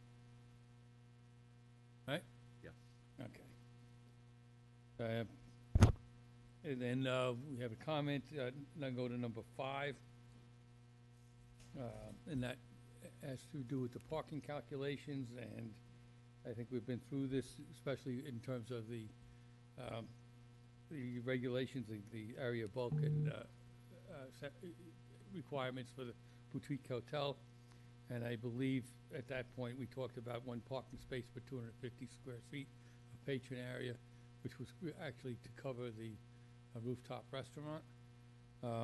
So I think in terms of an explanation, if that's all that the planning department is looking for, that really is the explanation. I don't think we want to start to create other parking requirements, because that's then, Is that embedded in the special, Yeah. I admit I forget. Is that embedded in the special permit section that was just Yes. enacted? Yep. Okay.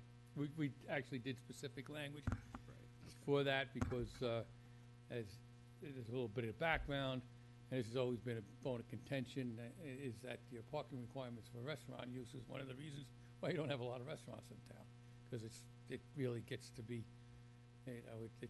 where we usually, commercial costs 4 per thousand. By the time you do your calculations on restaurants, it becomes very onerous for a restaurant to Yeah, function. the point to be made is that that's a new use that is being adapted towards that, what is a lesser parking requirement. So I think the board, in supporting whatever decision that they support, needs to have, in their record and in their minds, what they anticipate the parking situation and demand to be, and where, and I think that we've talked about with this project in the past, the possibility of shared parking, vis-a-vis the empty parking lot at the YCC on many nights, but not all nights, et cetera, et cetera. So if that is in play, I think it needs to be, a good understanding of what possibly could be, so that embedded in the resolution is where any overage might avail themselves to park, and that, it's been thought out well enough that it functions properly. Yeah, I think, and quite frankly, I think we gave this a lot of thought in setting out the requirements for this particular use in this particular zone, because you have to put it in the context of the overlay zone. And the idea, the whole impetus behind the overlay zone is to create a walkable, vibrant downtown areas, because it's only applicable against the Osceola area and to the Heights area. And the thinking there was, especially when you get into the Heights area, is an enormous amount of blacktop that is seldom used. And we know that the Heights area can accommodate quite a number of people coming in for special events, San Gennaro, the summer concerts behind the YCC, etc. And there's always ample parking in the town. So this is actually, this really is the essence of what the aim of the overlay legislation envisioned. Was this exact type of development. So I think, to John's point, should you need the rationale and the reasoning in an approving resolution, it is there. It is actually the impetus and the essence of why you have the overlay, or what the overlay was designed for, which I think is a major step in the right direction for the town. I think from the beginning, we've been excited about this project. Absolutely. And we've talked about the parking, and I think I sent something to John and Robin earlier this week about the way they're thinking about parking moving forward. It's changing. It's not the way it was years ago. And I understand, I was talking to a coworker today. They have one of these in Peekskill, a boutique hotel. Oh, I'm not sure, no. I believe that's the case, that one of these went up over there. And one up on the hill, I think, He didn't tell me where it was, but where the convent was. Oh, all the way up on top overlooking the river. That's the only one Yeah. I know that's new there. But, I think this is something, just my opinion, that would really be exciting for this area. Absolutely. Change the way, it gives some people something to do. Yeah. That whole the open bar up top, and there's nothing like that around here. I think this is a really bold concept for the town. So I think that, it may take a little courage for you all to get there, but I think this is a good, this is a good horse to bet on. So, and to your point, I think it's exactly, if we're going to change, not only change the town, but give it, infuse some life into it. This is a great project. It really is. It's a wonderful project. So, anyhow, you have enough rationale in the enabling legislation and the specific regulations as to this use to rationalize the parking requirements as we've proposed. I think what John's saying is devil's in the details again. So we gotta work those out. We're getting there. Yep. All right, and then, there's other things out, there are some, there are some questions in the planning department memo as to architectural treatment, so I'm gonna just, I go through, lump them all together. The green on the roofs is patinaed copper. There was an issue as to why on the one side, over here where there is the, that won't be windows, but it mimics windows because the windows are taken out, but it'll have glass mimicking windows, and that's to balance the building with the opposite side of the front, opposite front end of the building. Say that again? So, In other words, what you're looking up on the top, it's a ribbon, the ribbon windows across the top, which would be, I guess, so on the north side, that's what Yeah. that's what we brought up. Yeah. Because those are bathrooms there and they're full of windows, and we were looking. Yeah, in the elevations. they'll look like windows, but it won't be real The windows. opaque glass. We won't- The view from the YCC will be fine. You get to peek at nothing. Because in the Could have been a feature. Yeah. Oh, Lord. So, then there was also talk about, on the, I think on the side towards 7-Eleven, with the tower side, where the brick was interrupted. We'll go to that elevation.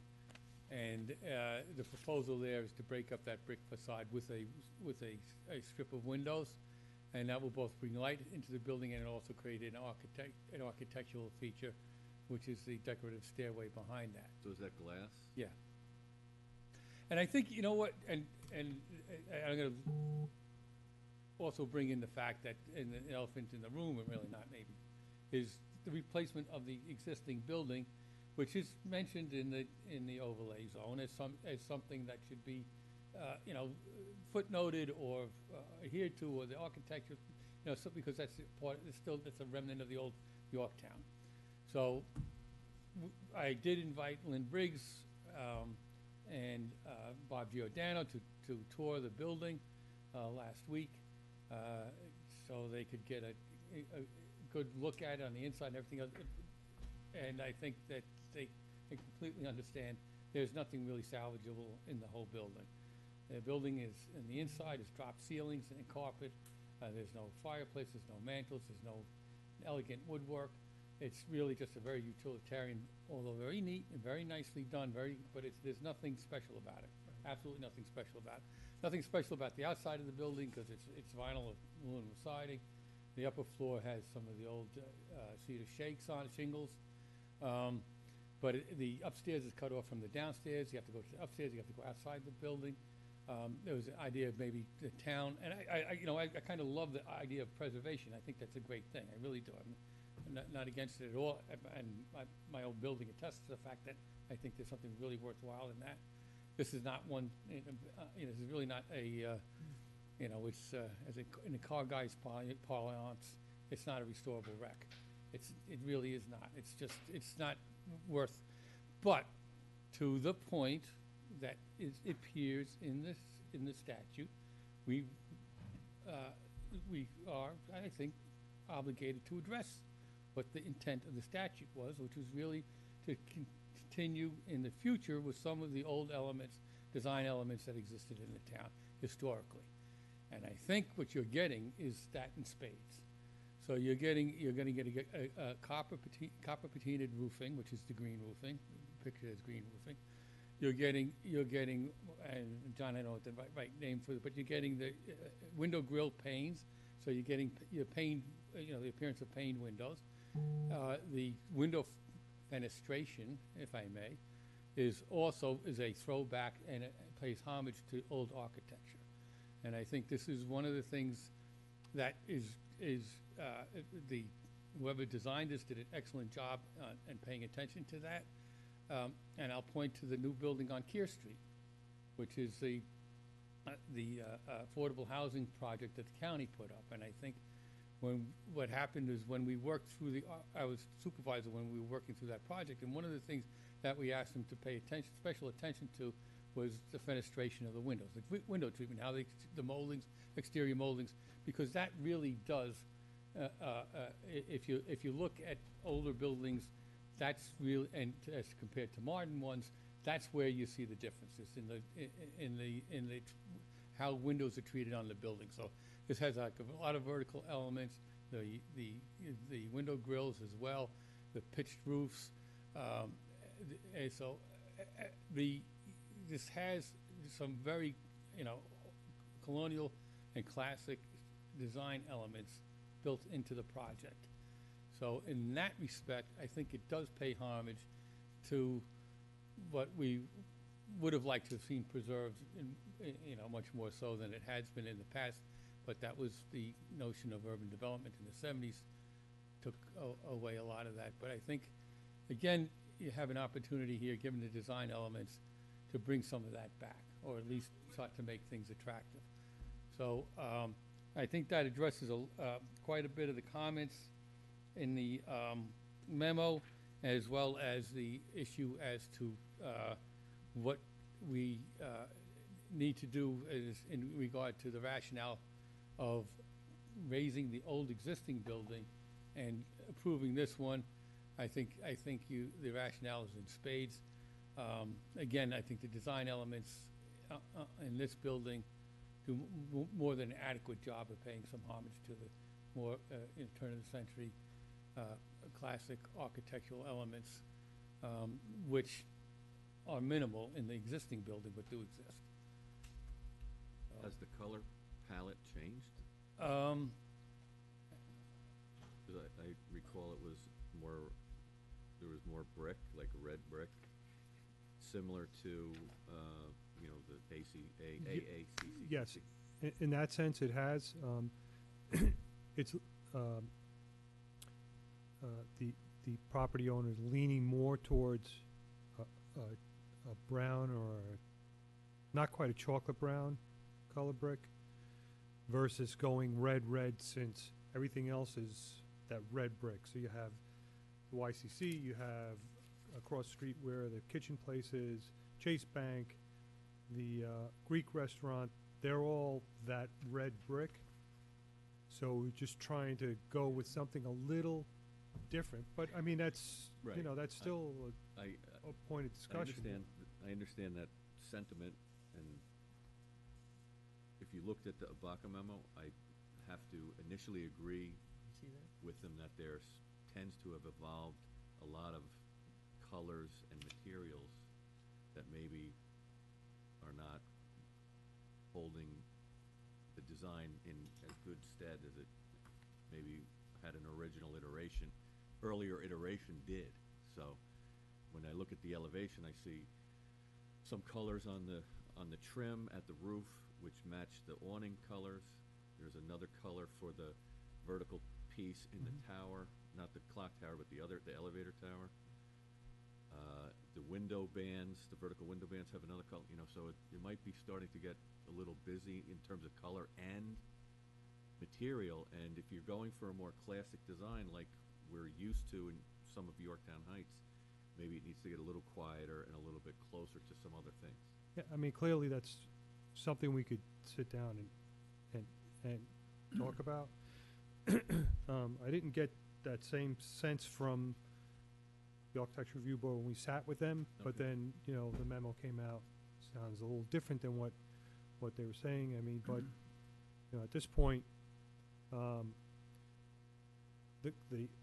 trying to balance the client's desire to go totally modern, because that's what he really wanted to do, was go totally modern and get something to fit more in the existing streetscape there. So, and when you see our 3D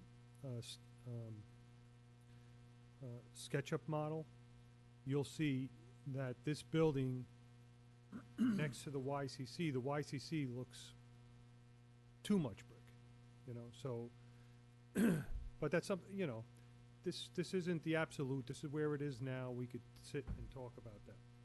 Right, well, I understand that, but the YCC does have, a cohesiveness to its design that I think is also kind of what we're talking about a little bit.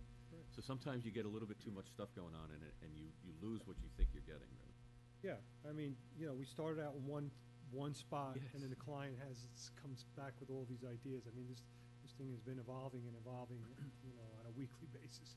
But clearly, we could sit down and talk about that. And just the last thing is that in terms of the dimensions on the elevations, in particular, the height needs to be shown. Okay. And need to make sure that it's within the regulation, which I think is about Correct. 43 and a half feet. Right. I still think that you have plenty of room up top there that you don't need for the elevator, because I'm pretty sure you're gonna be doing a hydraulic elevator, and I don't think you need the room up above. Well, at this point, it's a question of going flat roof, because that roof is already a low-pitch roof. Just saying, when you look at it, it looks as though the top floor has a high ceiling in there, and I just don't think you need Yeah, that. all right, we can. talking about the clock tower? Not the clock tower, the middle tower. Oh. In other words, that's where the elevator is, the stairs, the bathrooms. If you could bring up the elevation, actually. I'm impressed with Michael's use of the word fenestration. He's been, It's usually frustration. been reading the architectural books, I think, but. Yeah, so see the top of the window, the fourth-story window? Yeah. And then look at the dimension to the eave of the roof. That's a significant dimension there. And so if you need if you need a foot, I think you can bring it down without jeopardizing your equipment. Yeah, well, I don't disagree with that comment. I think that the building is very well designed, and I think what an architect would call massing, those differences in some sections of the building that give some others definition is very well done. But I don't disagree with John that it could be fine-tuned. We're talking about fine-tuning it, not Right. changing it, I think. And all respect to John, I think one of the things that, one of the things I think we need to keep in mind is not to have kind of the monolithic designs that go through, we used to. This is not monolithic. No, we used to call it, what, Jackie Doobie Brown? Everything was Jackie Doobie Brown for a Yeah. while. Bob, you were there back then. And you're picking brown brick. Well, that's because everything is, but I'm just saying, I'm sure our client is very willing to be open-minded about it, but I think, it needs some thought, and by everybody on the board, as to, some of the variations in color actually breaks up the mass. No, I would agree, but I think at some point, if you start to add different colors or different materials for the sake of trying to make it look complete, you sometimes work against that result, and sometimes doing less is actually creating a stronger design. And I think maybe a couple of studies on that, any given design, whether you've modified it or not, if you try the different color schemes and go towards a little bit less, you may find a stronger impact. I think, look, you guys, your input is as valuable as anybody else's in that regard. I think it's because, some of this is very subjective, but also it also need, it's somebody that has an eye for architecture, and John does, obviously, that, needs to be explored. But that I think is certainly what we're willing to do. My sense is that you're gonna hear more comments from this board about the architecture of the building as time goes on, in addition to what the Architectural Review Board says. I think our focus is gonna be on that as strong as some of the other elements. And I would agree that that's the critical issue. Everything else is not. And in that regard, in my mind, we would like to move this thing along, because I think what we're doing here is, there's an old adage in this business, delay is death, and we want to get it moved along. I think it's, again, there are, only at some points in time do opportunities show themselves for the towns, and some of them, thank God we missed, but other ones, we don't want to. We don't want, and I think this is one of them that we don't want to, and it's the old building is nice, but most towns would raise that almost automatically, and for something like this. So I don't think. I think you're preaching to the choir. Okay, here. good. Where are we at on this now, procedurally? Do we have an informational meeting yet? Well, we were hoping to have the public hearing tonight, but and that's, we needed to get other things done in time. So I think we're at the point where we could have a public hearing, because most of the issues are, the major issues are all known, so anybody wants to speak to them. We had the informational here. We asked not to do it, and I think, Oh, you asked and I not think, to. and I think that the board agreed, because this thing's been around and around and around for about a year and a half. And we know what the issues are, they're very discreet. Yeah, Mike, let's make a public hearing. Yeah, and we would like to do that. So, and after the public hearing, I think About some of, 9:30. all right, and some of the dialogue that we can have in terms of the architectural treatment of the building in its final form is something that we can do even after the public hearing. Yeah. All right.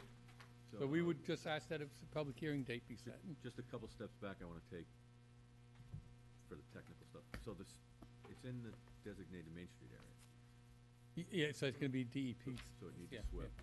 yeah. So, And what can we do, the did deep fault 27th? test?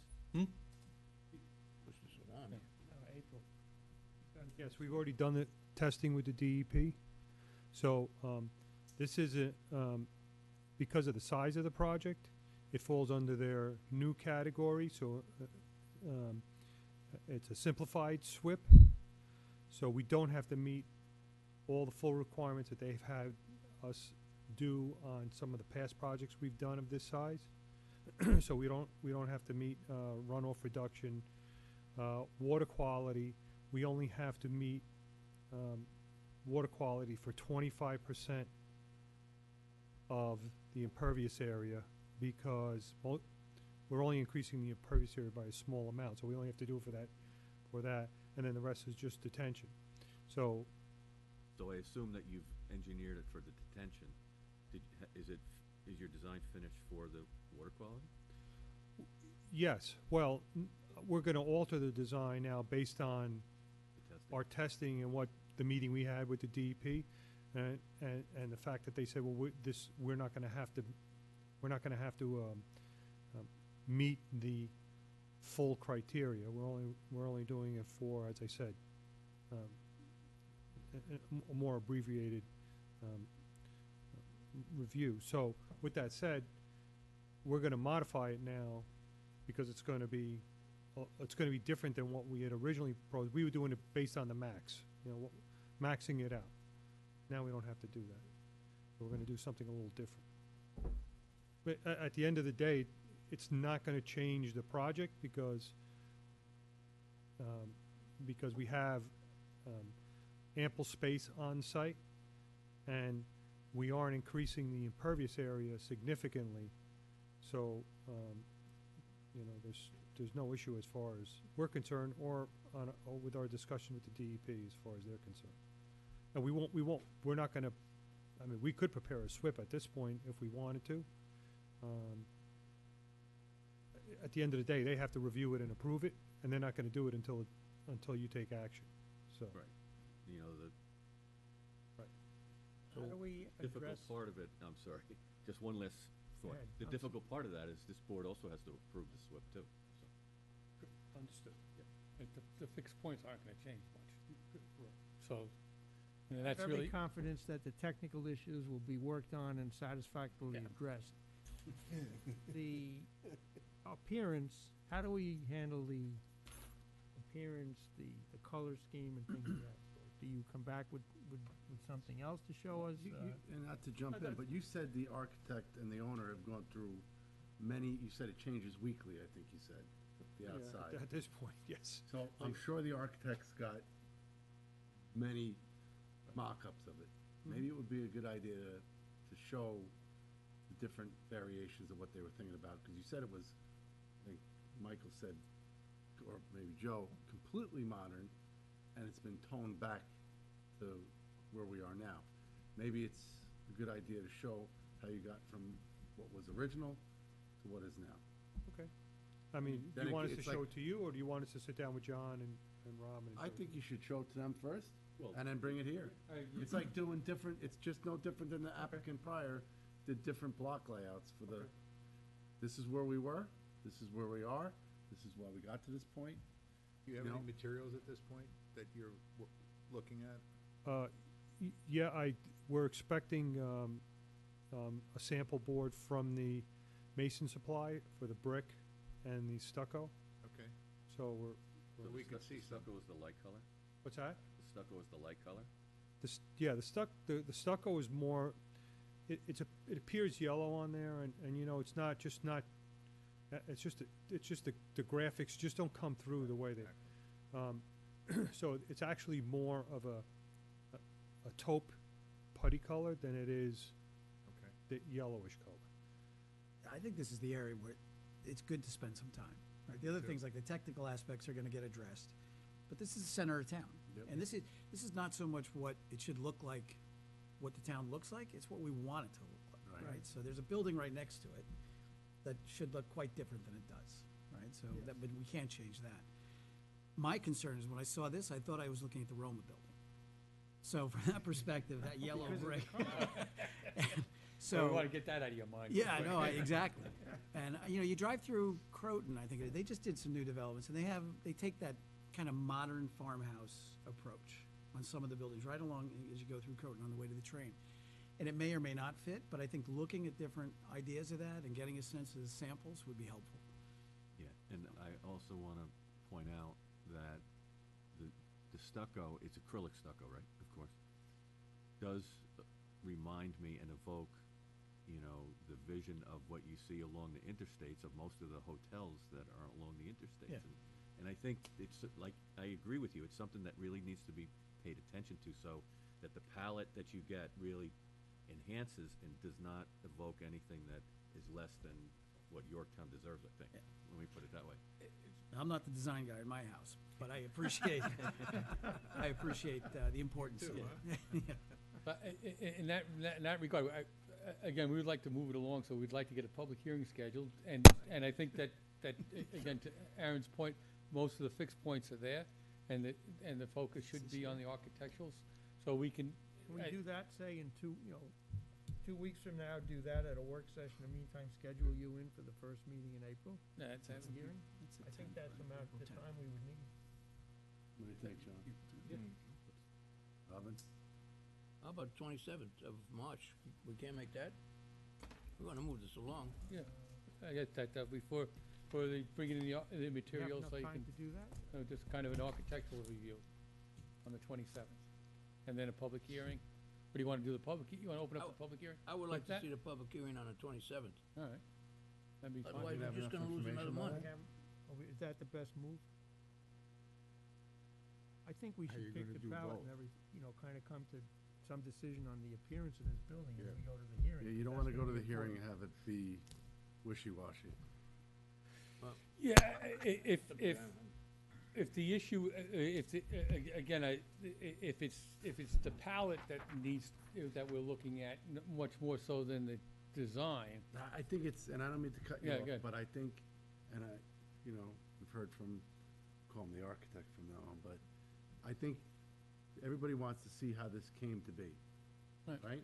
And I think, once we see that, and obviously this owner is very passionate about this, the way it looks from all the renderings we've seen, and this 3D model showing, you said it's got the building, the Yorktown, or the Cappellini Center on there, we're gonna be able to see all that with this 3D model.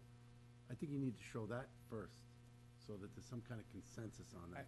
So when you move towards the public hearing, this has been We have looked the at. direction. Right. All right, so we'll see you back on the 27th for a work session, and then hopefully we'll get the And first maybe week go to in. a block in between at Yeah. some point? Well, we gotta set the public hearing, then do it for April 16th. Oh, April 10th, I'm sorry, I can't see it. Yeah. Okay, just wait, at least Yeah. we're moving lockstep. Okay, appreciate your time, everyone. Thank you. And I'm Okay. sorry if I went on a little bit too long. All right. We're used to That's a lawyer. I think we have a quorum of Mike, of all billable hours. supervisors in here, or retired I know, right? supervisors. Yes. See that? Three of us here. Three. of us here. Three. Yeah. Do I have a motion to close the meeting? Three supervisors. Second. All those in favor? Aye. Thank you.